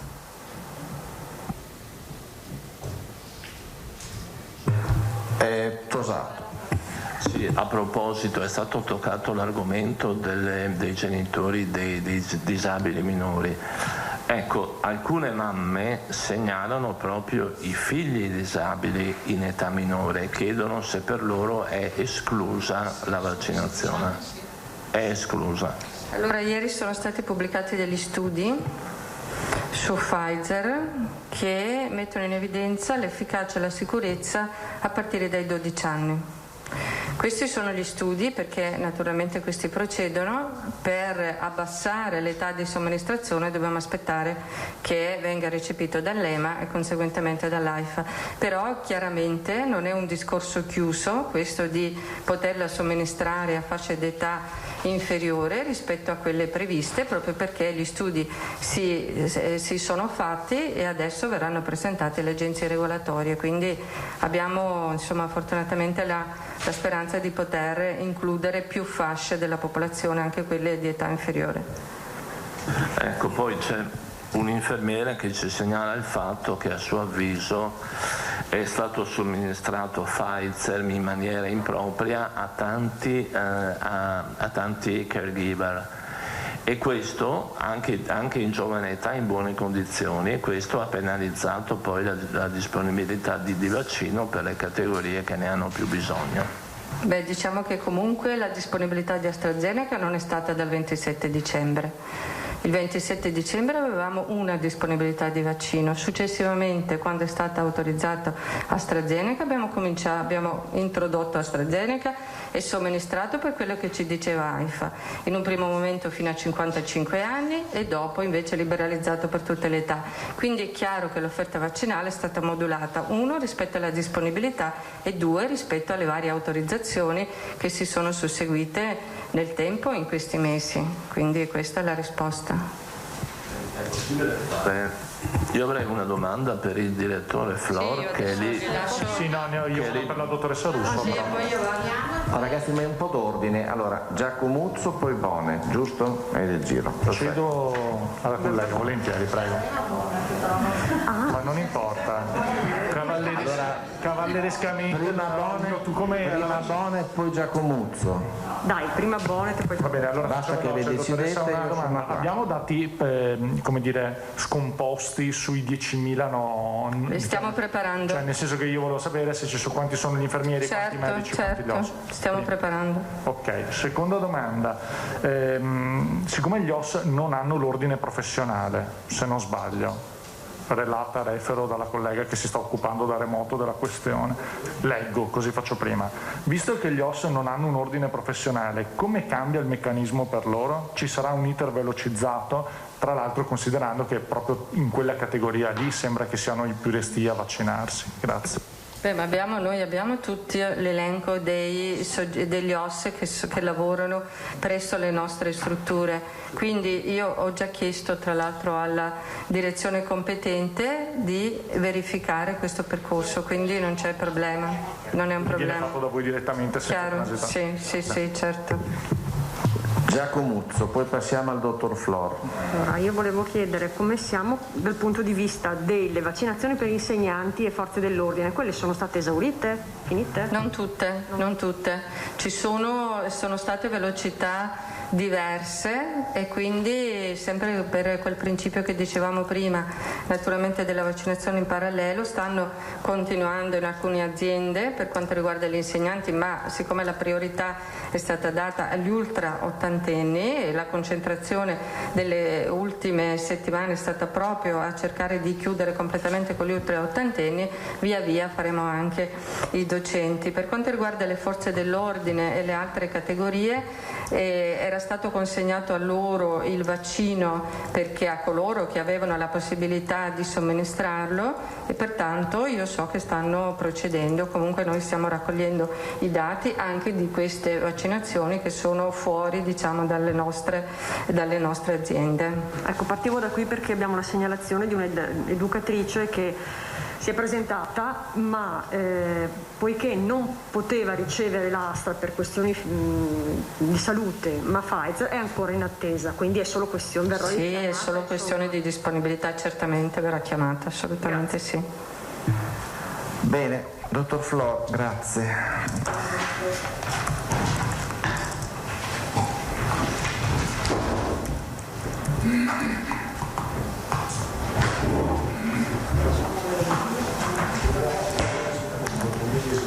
Solo domande, il dottor Flor mi pare non abbia introduzioni di sorta.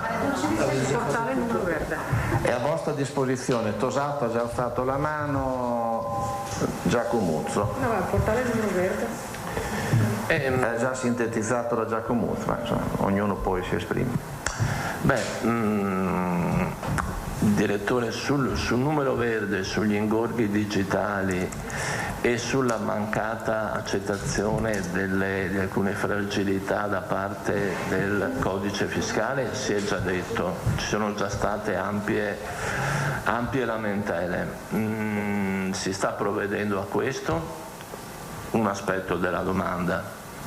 L'altro aspetto, ieri c'è stato grande allarme per l'indisponibilità di vaccini, per il blocco sostanziale della campagna. Oggi sembra che l'umore sia cambiato, il clima sia un po' rasserenato. Ci fa un attimo il punto?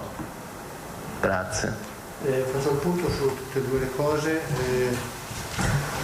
Sul punto sulle due questioni. La prima, il sistema di prenotazione informatizzata è partito ieri sperimentalmente in 3 aziende, oggi l'abbiamo allargato a tutte le aziende.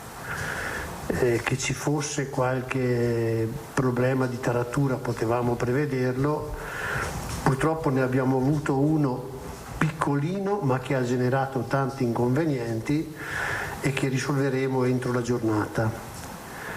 Chi andava sul sito regionale veniva reindirizzato alla pagina dell'azienda territoriale e bypassava la pagina delle informazioni, perché il sito ha una pagina informativa per tutti i cittadini che possono avere tutte le informazioni che sono state la gran parte delle richieste di chiarimento che abbiamo finora. È stato un problema tecnico di passaggio da una pagina all'altra, non era sfuggita, non poteva essere. All'atto pratico è stato visto questo, comunque lo risolveremo entro oggi. Quindi questo è. No, guarda, ieri la prenotazione è partita ieri in 3 USL, no? No, quelle dove c'è stato questo problema, quali sono le USL? Dappertutto dove c'è ancora. Adesso, a questo momento, l'abbiamo risolto su 2 USL, sono sicuro che la prima a averlo risolto è stata Vicenza. Ma c'era questo problema tecnico. Adesso, allora, quando si collega al sito della prenotazione, lei viene indirizzata ad una pagina che dà tutte le informazioni, compreso tutto l'elenco delle malattie fragili, fragilissimi, vulnerabili, che danno diritto ad accedere a quella categoria. Allora, non avendo quella pagina di spiegazioni, molti cittadini hanno telefonato per avere informazioni. È ovvio che le informazioni devono essere sul sito. Allora, molte delle cose che abbiamo avuto, e queste le risolviamo tutta in giornata, che sono la stragrande maggioranza delle criticità che ha rilevato il problema, il programma.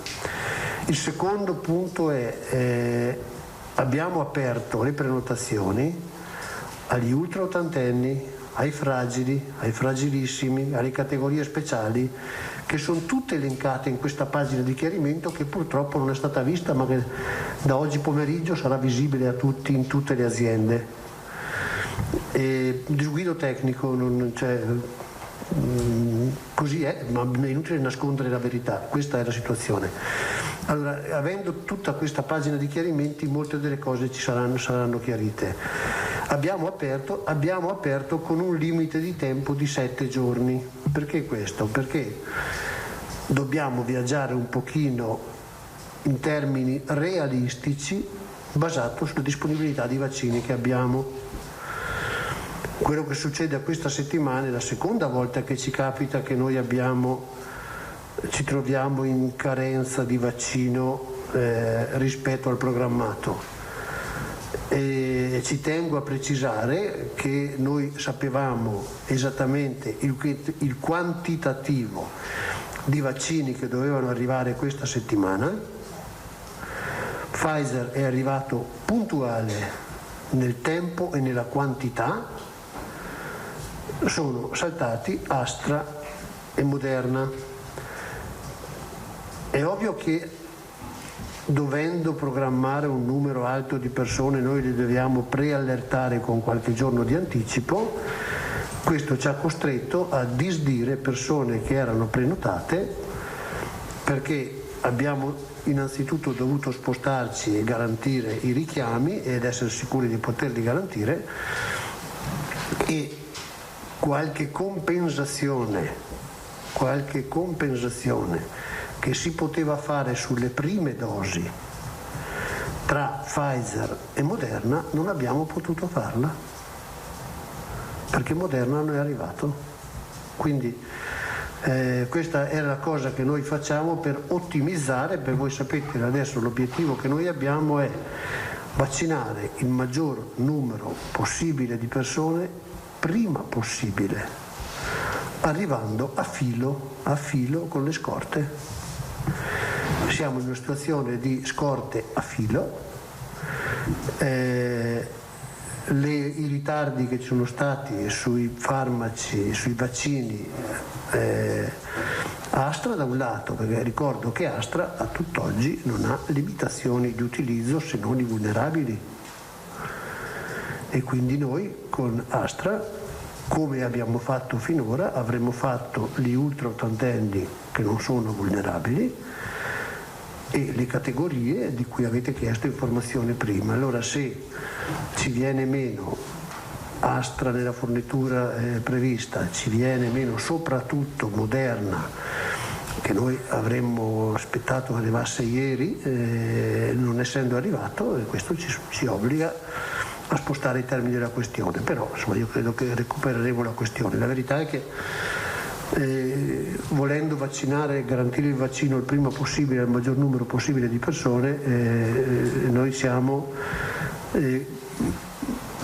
non abbiamo margini di giorni di riserva, abbiamo margini di ore di riserva, e questo è quello che è successo questi giorni. Idem perché sulle prenotazioni abbiamo aperto prenotazioni per 7 giorni. Il programma, guardate che il programma possiamo aprirlo anche senza limiti, quindi, e abbiamo privilegiato in questa prima fase il target primo che vogliamo chiudere, che sono gli ultraottantenni e le categorie fragili. Ora, con la spiegazione sulle categorie fragili io credo che risolveremo molti dei problemi che sono stati posti. Ci saranno categorie o qualche categoria, ammetto e faccio ammenda, ce n'è sfuggita una molto importante, che invece è nelle categorie vulnerabili, che sono i malati reumatici con trattamento immunosoppressivo con farmaco biologico. Abbiamo aperto ieri in alcune USL, vi garantisco che da stasera sarà aperto in tutte le USL, quindi il problema immaginate che ci sono anche nicchie di patologie particolari su cui provvederemo ad adeguare il programma perché possa adempiere con soddisfazione a tutte le esigenze. Quello che io rilevo e riflettevo anche mentre c'erano le domande prima su altre, è la enorme domanda di vaccini che abbiamo da parte delle categorie fragili, da parte delle categorie dei disabili, ma anche delle categorie degli anziani e anche delle categorie produttive. Quindi noi oggi siamo in presenza di un'enorme domanda di vaccino e dobbiamo, credo sia corretto dire a tutti che oggi la disponibilità di vaccini, non il ritardo, la disponibilità, le dosi che noi abbiamo in programma da qui a metà aprile e a fine aprile, vedremo quanto ci arriverà di Johnson, non lo sappiamo, perché io oggi dovrei fare l'indovino a dirvi quante dosi avremo. Noi siamo pronti e vogliamo essere pronti per vaccinare con tutte le dosi possibili che abbiamo prima possibile. Non ci sono, il portale di prenotazione toglie ogni dubbio sulla trasparenza della prenotazione. Toglie ogni dubbio, penso che questo sia pacifico, il cittadino ha diretto accesso, lo può fare direttamente, lo può fare per tramite di suoi rappresentanti di qualunque tipo, che sono i familiari, piuttosto che organizzazioni di comunità, piuttosto che le farmacie, piuttosto il medico di medicina generale, chiunque potrà prenotare per una persona, e questo dà garanzia di trasparenza e di accessibilità. Non faremo un'apertura indiscriminata, perché comunque, fatte le categorie degli anziani e dei disabili e dei vulnerabili e dei fragili, procederemo comunque per classi di età. Quindi manterremo sempre contingentato l'accesso, perché solo il raggiungimento di una soglia dell'80%, 75-80% di una classe, apriremo a quella dopo, in modo da garantire che vacciniamo rispettando il criterio dell'età, perché credo che a questo punto, fatte le categorie, ribadisco per l'ennesima volta, degli ultraottantenni, a cui teniamo molto, e delle categorie dei fragili, perché sono pazienti più a rischio. Prego, sì, anche a domicilio, sì, certo. Allora, esaurite queste categorie, guarderemo con un po' più di fiducia e anche di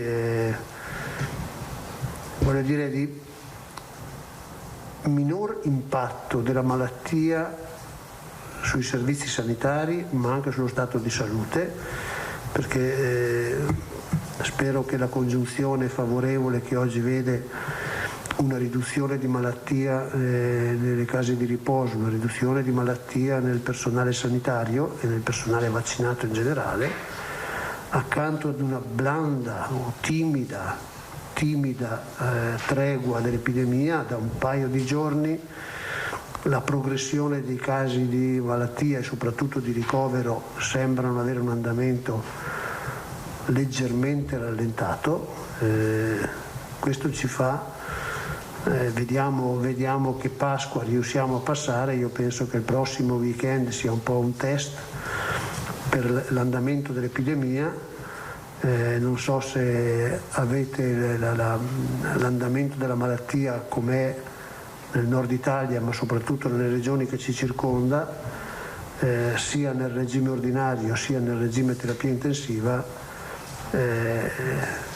È una situazione che è abbastanza impegnativa, anzi molto impegnativa.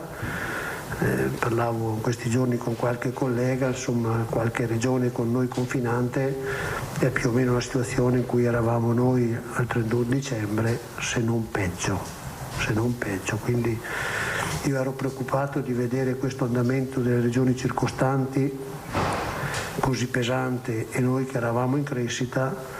Oggi abbiamo una situazione che pare un pochino rallentare, vediamo se questo è un trend o se è un dato puntuale. Sapete che il dato di un giorno non conta nulla, però se noi progrediamo con le vaccinazioni al ritmo che comunque possiamo avere, perché questa settimana doveva essere una settimana straordinaria per consegne, sarebbero dovute arrivare più di 220.000 dosi, ma quasi 100.000 le avremo anche la settimana prossima di nuove dosi, in gran parte Pfizer, no, senza il quasi, più di 100.000.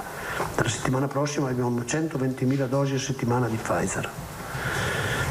Quindi dico 120.000 dosi a settimana di Pfizer perché queste saranno destinate esclusivamente a richiamo su Pfizer e saranno destinate a nuovi casi ultra fragili e nei grandi anziani, insomma, quindi lascia sperare il completamento di questa fascia di popolazione.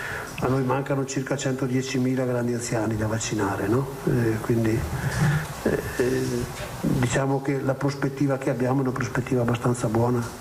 Poi voi capite benissimo che se ieri abbiamo fatto 10 o 12.000 prime dosi, fra 21 giorni avremo 10-12.000 prime e seconde dosi, insomma non è che saranno sempre casi nuovi. Il numero dei casi oggetto di richiamo aumenta di giorno in giorno, da qui in avanti. Allora, un po' di domande per il dottor Flor, residue, Van Zan e stop. Poi è un bonnet, poi andiamo a casa.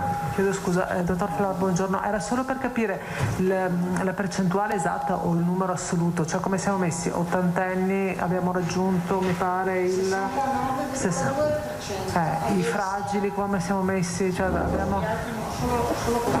Io so che ci manca circa il 30% degli ultra ottantenni e che sulle categorie, comprendendo tutto quello che sappiamo tra le diverse condizioni di patologia e di un'autosufficienza, come si dice, di vulnerabilità ricomprese nelle categorie, ce ne mancano ancora 140.000 se non sbaglio. In percentuale sono quante sul totale? 60%, 65%. 37-38% sicuro, io ho il dato a ieri mattina, ad essere onesto. Dosi, dottor Flora, o vaccinazione? Sempre prime dosi. Sempre prime dosi. Quindi 30% manca per gli over 80 e 60% per tutte le altre categorie, chiamiamole fragili, vulnerabili e quant'altro? Sì, forse questo o forse anche meno su questo. Sì, dobbiamo vedere i numeri precisi perché adesso qui non ce l'abbiamo. Abbiamo il numero sommato tra prima e seconda dose, ma comunque la cifra è questa, che poi sia 37 o 39, ma questa è la percentuale.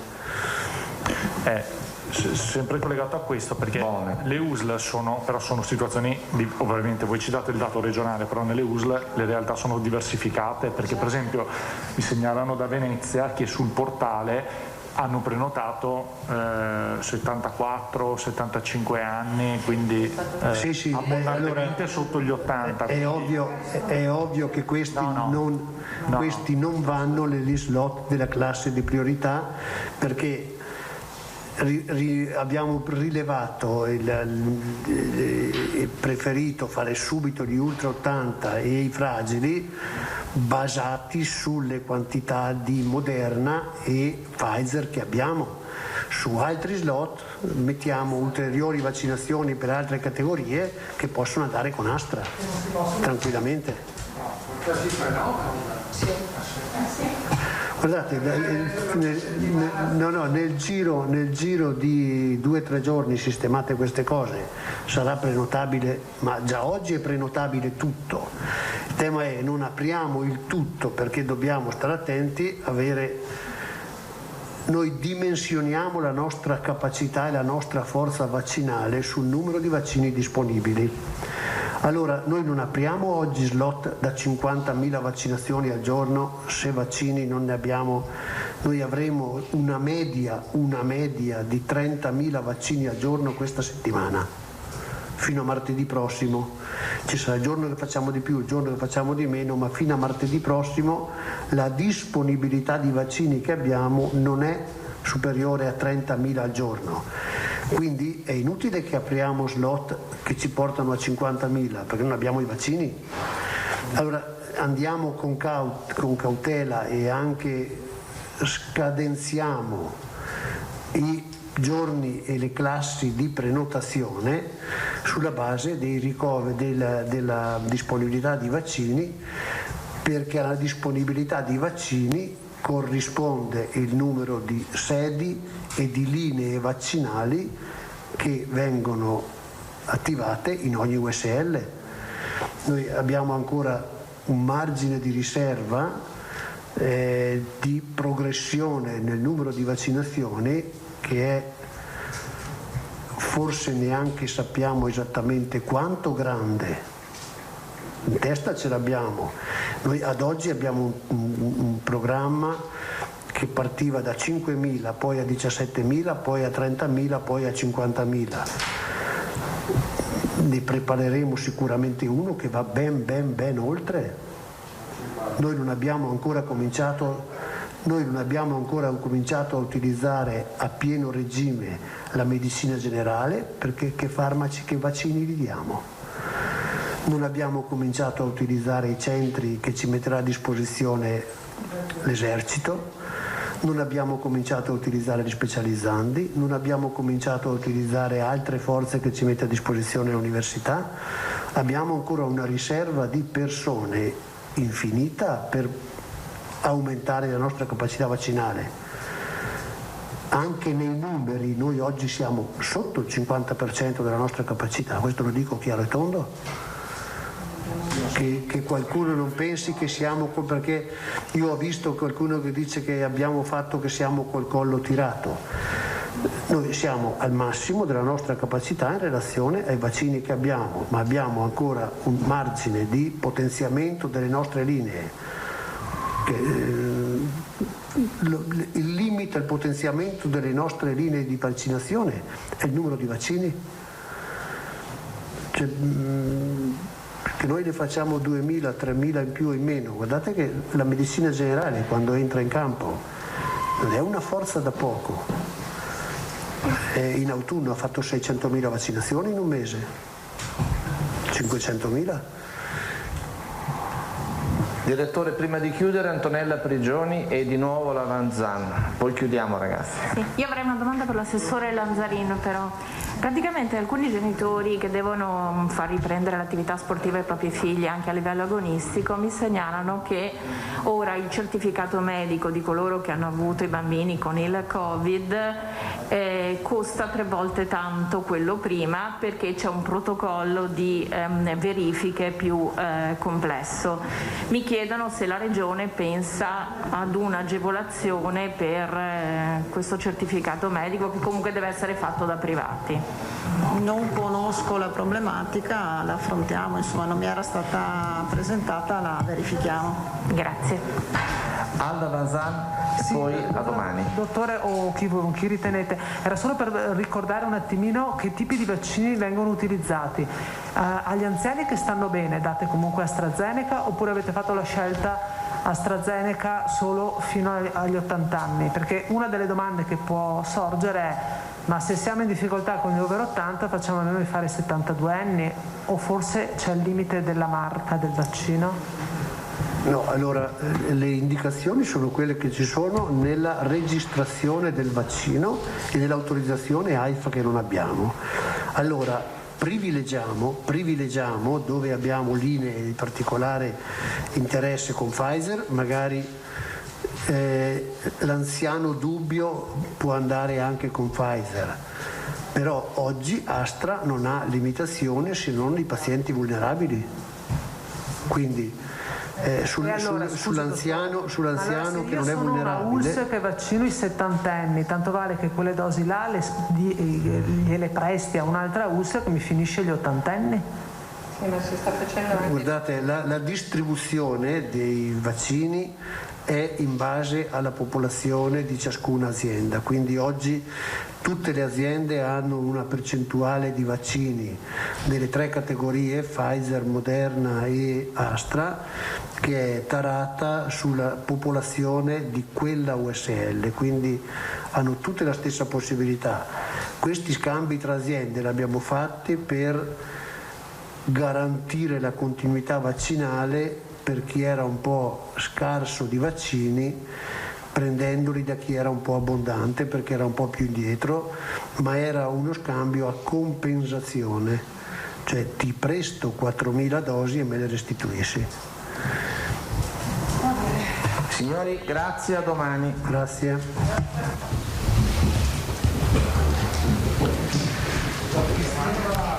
Dunque terminata adesso la lunga conferenza stampa, avete sentito il presidente Luca Zaia, poi è intervenuto anche la dottoressa Russo e il dottor Flor. Il bollettino intanto regionale, sono 1633 le persone positive nelle ultime 24 ore che con rapportati a 42.612 tamponi ha un'incidenza del 3,83.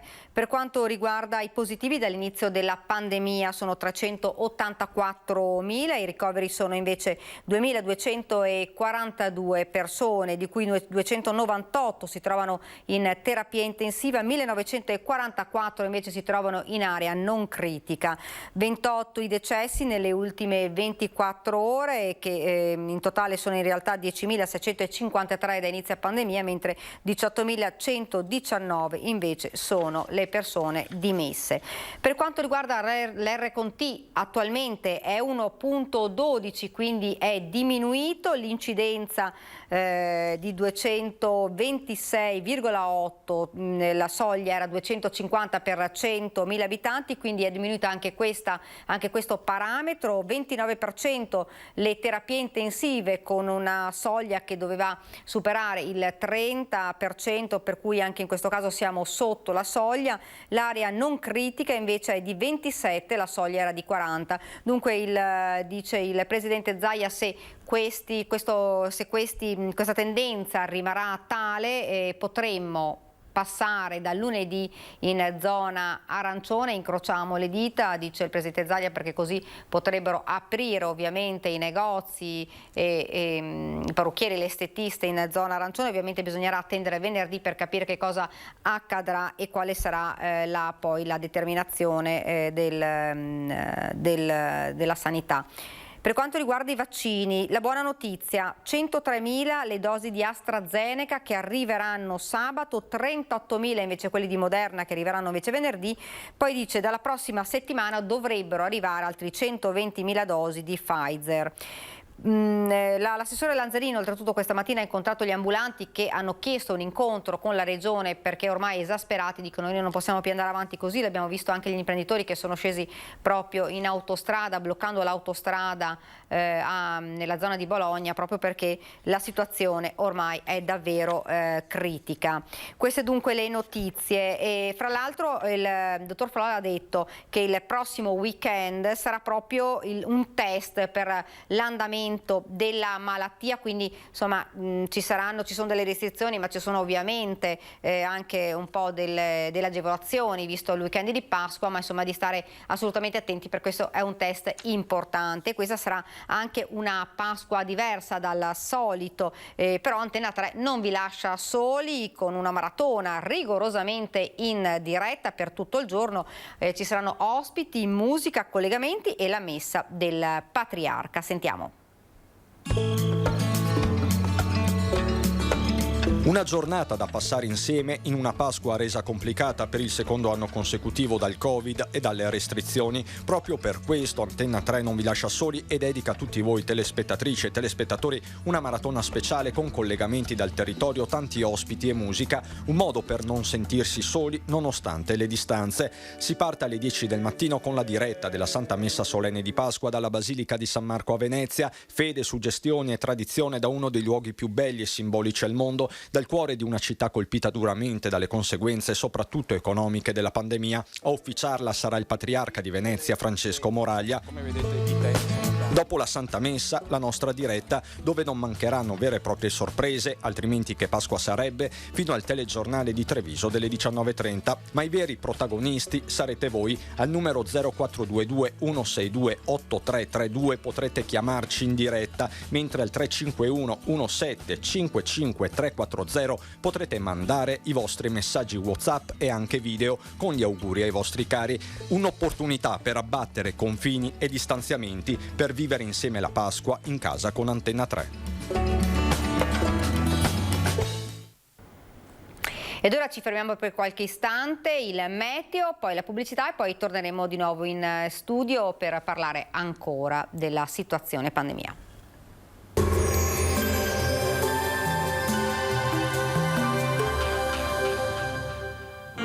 Dolomites, serramenti in PVC di alta qualità fatti per durare nel tempo, a Longarone, Poncico di Zoppola e Sandona di Piave. Bentrovati al meteo. Anticiclone africano al top, ma a Pasqua subentreranno correnti più fresche e instabili e il tempo cambierà sul nostro territorio. Il dettaglio di giovedì 1 aprile. Sul Veneto il mese inizia all'insegna dell'alta pressione, dunque bel tempo e sempre tanto sole un po' su tutte le province della nostra regione. Non sono attese piogge e il cielo sarà sereno o velato. Qualche addensamento ci sarà, ma senza ulteriori conseguenze. Temperature in ulteriore lieve aumento, minime tra 5 e 11 gradi. Per quanto riguarda invece le massime, la colonnina di mercurio arriverà a segnare i 24 gradi. Ci spostiamo ora sul Friuli Venezia Giulia, dove la situazione sarà la stessa, soleggiato dappertutto con cielo sereno o poco nuvoloso. Temperature minime tra 8 e 11 gradi, massime fino ai 18 o 22 gradi all'incirca. Uno sguardo infine alla situazione del Trentino Alto Adige, anche qui avremo un ampio soleggiamento con cielo terso e limpido ovunque, solo con qualche nuvoletta. Temperature minime intorno ai 7-10 gradi, massime direi estive fino ai 26 gradi all'incirca. Dal meteo di Antenna 3 per ora è tutto, grazie per l'attenzione e arrivederci.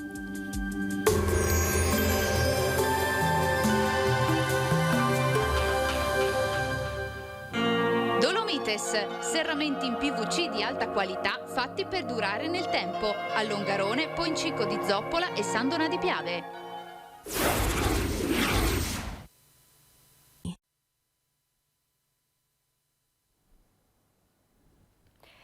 Bene, siamo tornati nuovamente in studio, siamo in diretta. Dunque nel decreto Covid ci sarà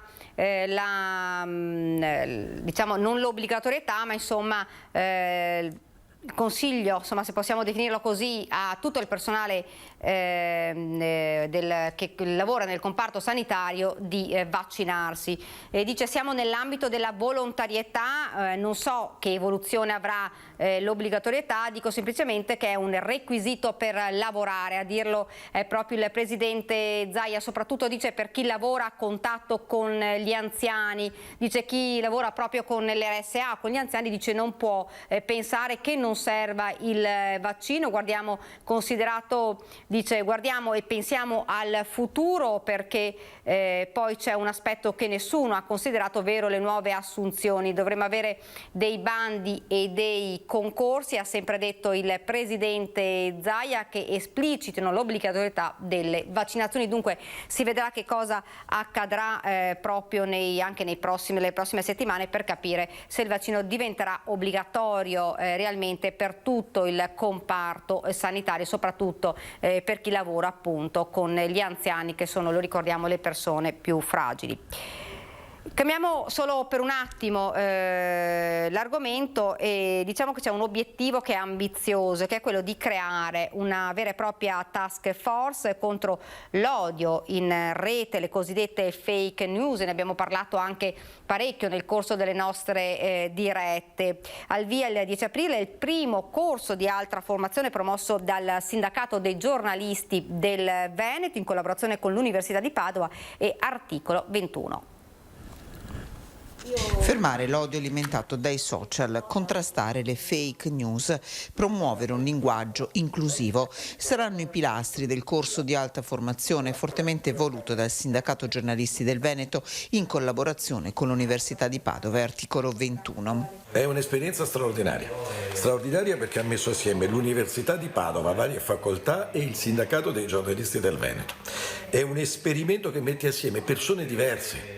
Crollano le barriere corporative per studiare le grandi fabbriche dell'inquinamento, della falsificazione, che tendono a colpire la vita democratica. Non serve la difesa corporativa. Il corso di formazione Raccontare la verità, narrare la verità per costruire contesti inclusivi è una prima sperimentazione, un laboratorio a cielo aperto che mette assieme studiosi dell'università, giornalisti, esperti di giornalismo e di comunicazione, per formare per l'appunto chi lavora in questo settore a comprendere la realtà complessa nella quale viviamo, comprendere i meccanismi che creano ad esempio anche forme di disuguaglianza e le espandono. Una task force di operatori insieme per la prima volta che durante le 60 ore di formazione online a causa del Covid proveranno a cercare i canali per raccontare la verità, stimolando un pensiero critico finalizzato alla promozione di una società inclusiva e democratica.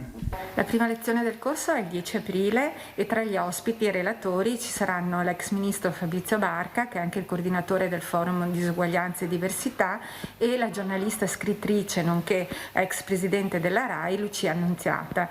Io devo ringraziare tutti quanti quelli che hanno creduto in questo progetto, che è anche una sfida, a partire anche dai 47 corsisti che si sono iscritti e che quindi hanno permesso loro in prima persona di avviare questo progetto. Dunque avete sentito, abbiamo anche la cronaca però in primo piano, perché è stato recuperato a Padova, nella casa di un antiquario milanese, un prezioso dipinto del Seicento rubato in Francia nel 1944 dai nazisti a una famiglia ebrea. È tornato ai suoi legittimi proprietari quest'olio su tela del XVII secolo, Lot avec ses deux filles lui servant à boire, che ritrae Lot con le due figlie che gli porgono da bere, attribuito all'artista francese Nicolas Poussin e rubato in Francia nel 1944 dalle truppe di occupazione naziste nella casa di una famiglia ebrea.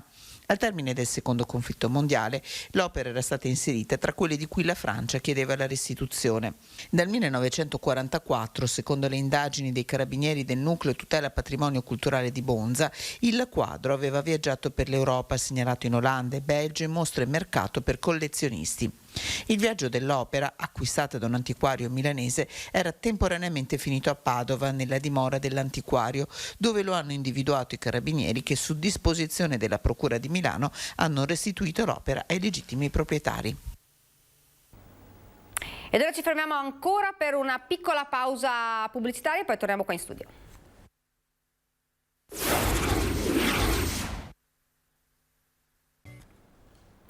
Rieccoci nuovamente in studio ed ora lo vedo già sullo schermo, l'avvocato Stefano Pietrobon del Foro di Treviso. Buongiorno. Buongiorno a lei, buongiorno a tutti gli spettatori. Buongiorno. Dunque ormai è un anno e mezzo da quando è iniziata questa pandemia e sono aumentati sicuramente per il lockdown, sicuramente per queste restrizioni, però sono aumentate insomma le violenze domestiche ma anche le separazioni. Sì, certamente la coabitazione forzata prolungata determinata dalle restrizioni Covid hanno in certi casi accentuato stati già di tensione o proprio invece fatto emergere delle situazioni di conflittualità e di incompatibilità tra i conviventi all'interno della famiglia, e certamente si segnala a livello nazionale una media tra il 10 e il 20% in più di reati cosiddetti intrafamiliari. Ecco, non ha ovviamente dei dati certi, però secondo lei di quanto possono essere aumentate questi casi? Sì, le dicevo, all'incirca tra il 15 e il 20% mediamente su base nazionale. Nella nostra regione la percentuale è leggermente inferiore. Sono aumentate molto le chiamate ai telefoni di soccorso, il telefono azzurro, il telefono rosa. Quelle sono aumentate molto, ma il dato va però valutato tenendo anche conto che proprio per la condizione di soggezione, di terrore, di timore che si può stabilire tra i conviventi, si deve anche considerare che a volte la persona maltrattata o vessata non si rivolge, non utilizza questi sistemi di allarme proprio perché vigilata, controllata dal suo, chiamiamolo, persecutore. per cui il dato è comunque di un significativo aumento, ma ahimè potrebbe essere anche superiore la realtà. Ovviamente lei ha anche un problema psicologico dopo 1 anno e mezzo di pandemia, insomma sappiamo che purtroppo questi fenomeni sono cresciuti in maniera davvero, in tutta Italia ovviamente, in maniera importante. Quando vengono da lei che cosa chiedono maggiormente? Perché poi è difficile, insomma, queste appunto come diceva lei, soprattutto le violenze domestiche, poi denunciarle, come si rapportano anche con voi? Guardi, naturalmente la richiesta è una richiesta di consiglio e di aiuto. Ma la problematica che emerge rapidamente durante i colloqui con i nostri assistiti è quello della prova, perché come sappiamo i reati intrafamiliari patiscono la difficoltà di provare ciò che si afferma. È vero che la magistratura spesso si basa necessariamente sulla sola, denuncia della persona offesa, ma certamente avere degli elementi di riscontro sarebbe preferibile. E proprio per quello che ho detto prima, cioè per questo stato di timore e di soggezione, la vittima, la persona che subisce le angherie, le sopraffazioni, non ha evidentemente o il tempo, il modo e il sangue freddo o il coraggio di munirsi di un cellulare o comunque di avvisare qualcuno, anche solo le forze dell'ordine o i telefoni rosa-azzurri, per documentare ciò che avviene all'interno della famiglia. Mi permetto di aggiungere che lei ha fatto giustamente riferimento alla situazione psicologica. Psicologi e psichiatri parlano in questo caso di una deprivazione sensoriale, cioè la mancanza di sensazioni dei nostri 5 sensi è stato riscontrato provoca dei disagi di natura psichica che raramente sfociano in buffet deliranti o atti di aggressività, però comunque alla lunga provocano una destabilizzazione del nostro equilibrio mentale. Senta, fra l'altro ovviamente questa pandemia ha cambiato anche un po' tutto l'assetto giudiziario. Com'è la situazione adesso all'interno dei tribunali? Parliamo soprattutto di quello di Treviso, però sappiamo ovviamente anche quello di Venezia è diverso. Abbiamo sentito più udienze online rispetto a quelle di Treviso. Sì, esattamente, parliamo dell'ambito penale perché la materia civile ormai praticamente si risolve quasi tutta attraverso udienze a distanza.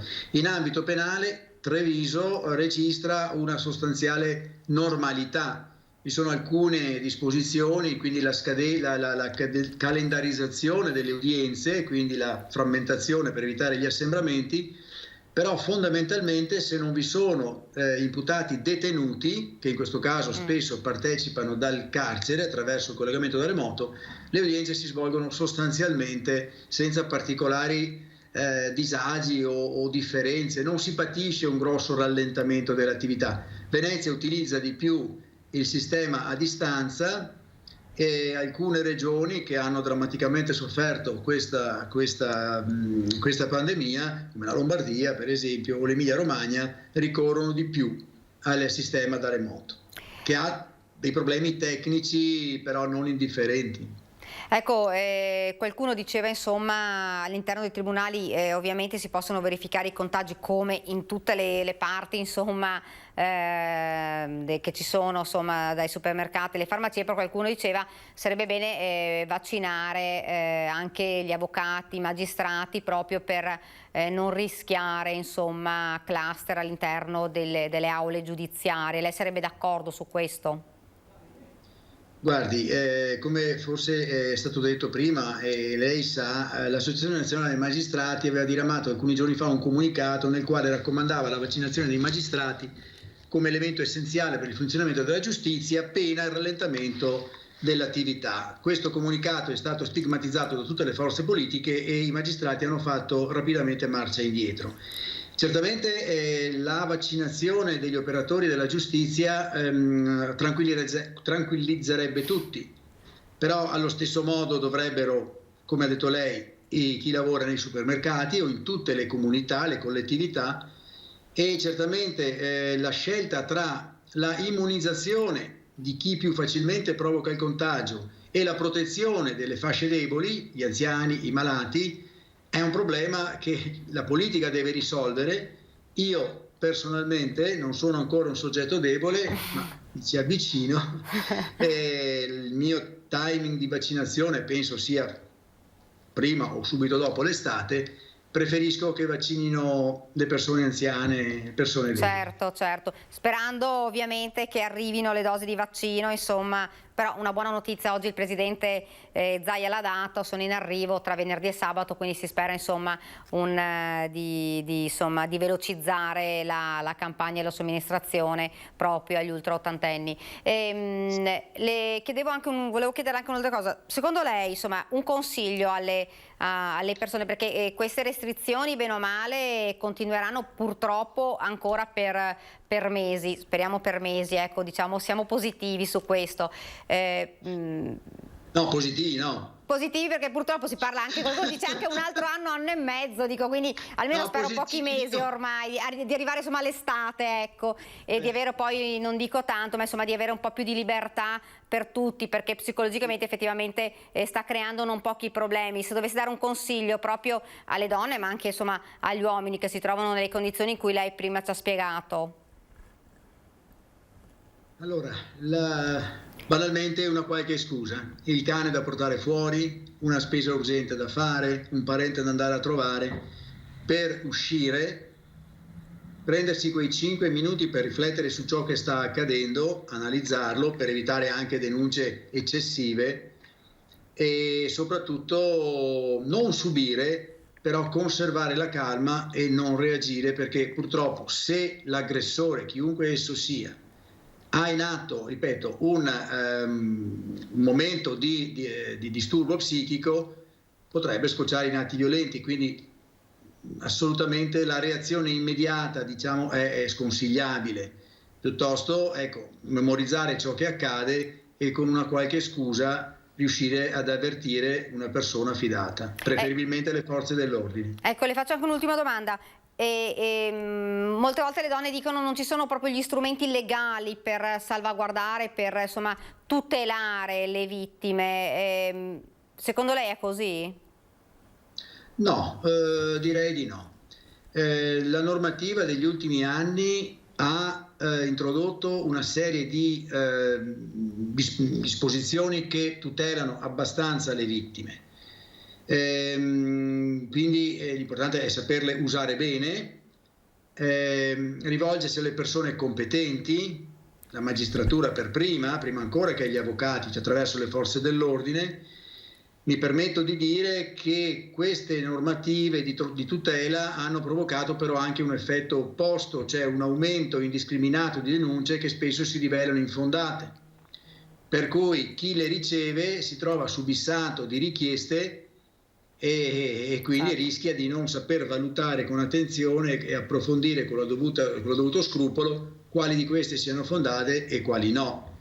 Però gli strumenti ci sono.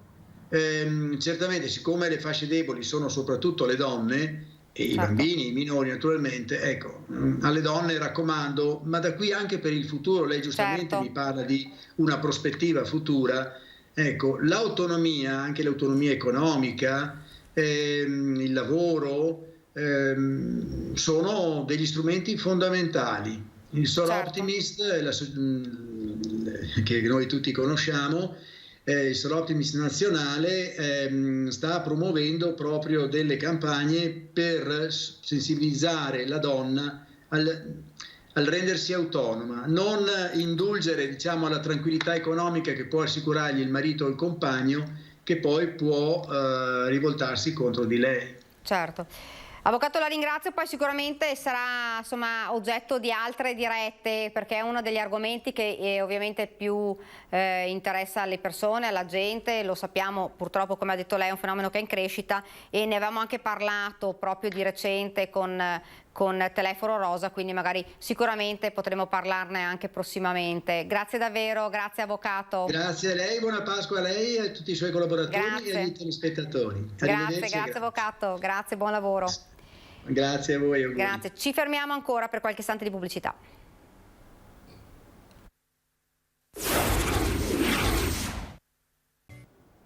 Rieccoci nuovamente in diretta in studio ed ora l'appello del presidente dell'Avis regionale Giorgio Brunello, che vedo già sullo schermo. Buongiorno. Buongiorno. Buongiorno Presidente. Vaccini ai donatori, aspettiamo il nostro turno. Sì, noi abbiamo, come dire, assistito a tantissimi appelli a far vaccinare ovviamente tante persone. E poi all'inizio era accaduto che il Ministero aveva inserito anche i donatori di sangue tra le persone con priorità da vaccinare, non subito, non direi immediatamente, ma subito dopo ovviamente il personale sanitario dell'RSA e gli ospiti. Poi successivamente invece il Ministero, credo doverosamente, ha cambiato metodologia, invece che andare per categorie è andato per fragilità e soprattutto per persone che ovviamente rischiano poi di compromettere la salute degli ammalati, delle persone. Quindi su questo noi siamo ovviamente contenti che siano cambiate ovviamente le priorità, però questo ha creato molta confusione. Ecco, per il nostro come dire, comunicato voleva dire proprio questo. Noi vorremmo che fosse fatta chiarezza e che non ci sia una confusione, prima si chiamano i donatori, poi si fermano i donatori, voi capite che questo crea molti problemi. Certo. Cosa ecco, sappiamo insomma, per i donatori, cioè comunque è complicato il non vaccinarsi, che cosa sta comportando questo per voi? Allora, il donatore, come dico sempre, è una persona sana, in salute, altrimenti non potrebbe donare. Certo. I centri trasfusionali sono molto sicuri e tutti gli eventi avversi, i problemi che sono accaduti in tutta Italia sono qualche numero, qualche decina, quindi assolutamente non è accaduto nulla, nessuno si è contagiato, quindi andare a donare è sicuramente sicuro. E quindi l'appello è sempre quello di continuare ad andare a donare secondo il fabbisogno ovviamente di sangue da parte degli ammalati, su richiesta dei direttori dei dipartimenti di medicina trasfusionale. Però ecco, la questione è che i donatori, se si vaccinano, così come è successo con l'influenza, garantiscono continuità nella donazione di sangue. Se invece non si vaccinano, poi potrebbe essere che si ammalano. Però al momento, devo dire, la cosa non è accaduta. E come tutti i cittadini, ovviamente, tutti noi cerchiamo di vaccinarci il più presto possibile. Ecco. Però ecco, non vogliamo privilegi, ecco, questo certo. Devo dire. Assolutamente no. Presidente, ci sono dei periodi purtroppo di cali per quanto riguarda proprio le donazioni. Questo potrebbe essere poi un ulteriore problema, come lei ci sta anticipando adesso, qualora poi si ammalasse qualche donatore, speriamo assolutamente di no, però qualora ci fosse ovviamente a livello insomma non solo il dispiacere insomma perché si ammala un donatore, ma c'è anche il problema che sono donazioni in meno queste. Ma questo è il motivo per il quale i donatori vengono vaccinati per l'influenza e adesso anche per il virus, quindi per il Covid. Sicuramente le motivazioni ci sono tutte, però ovviamente noi saremo vaccinati quando sarà il momento. Non è un momento di difficoltà per quanto riguarda le donazioni, per fortuna in questo momento hanno reagito positivamente e poi speriamo anche che non diminuiscano ovviamente gli interventi chirurgici o comunque gli interventi presso gli ospedali, perché questo, come voi sapete, poi diminuisce ovviamente il fabbisogno di sangue ed emocomponenti, quindi questo ovviamente noi ci auguriamo che invece ovviamente gli interventi vengano fatti regolarmente e non ci siano, salvo dei momenti ovviamente di stop. Certo. Quindi ecco, quello che invece chiediamo che vengano, cosa che invece non è fatto, che vengano vaccinati i volontari che invece svolgono attività di raccolta associativa, l'accoglienza presso i centri. Questo è importante perché sono equiparati ovviamente al personale sanitario, anche i dipendenti insomma di chi fa raccolta associativa, anche come Avis, no? Quindi noi vorremmo che tutti i volontari che invece fanno un'attività a diretto contatto con le donazioni, con i volontari che poi donano, certo. Insomma questi sì che siano ovviamente vaccinati. Questa è una richiesta che facciamo e anche certo. questa è una ritardo, in alcuni posti sì, in altri no, devono ancora farlo. Certo, Presidente, noi intanto la ringraziamo, purtroppo siamo arrivati al termine di questa diretta, speriamo di averla ospite però, perché abbiamo avuto poco tempo per parlare con lei, magari anche nei prossimi giorni. Tranquilli. Grazie Presidente. Buon lavoro. E comunque buona donazione a tutti, ecco, questo sì, ai donatori, e buona Pasqua anche ai donatori e a tutti i cittadini veneti. Grazie Presidente, grazie. Siamo arrivati, arrivederci, noi siamo arrivati purtroppo al termine di questa diretta, a me non rimane che salutarvi, grazie davvero per averci seguito e arrivederci.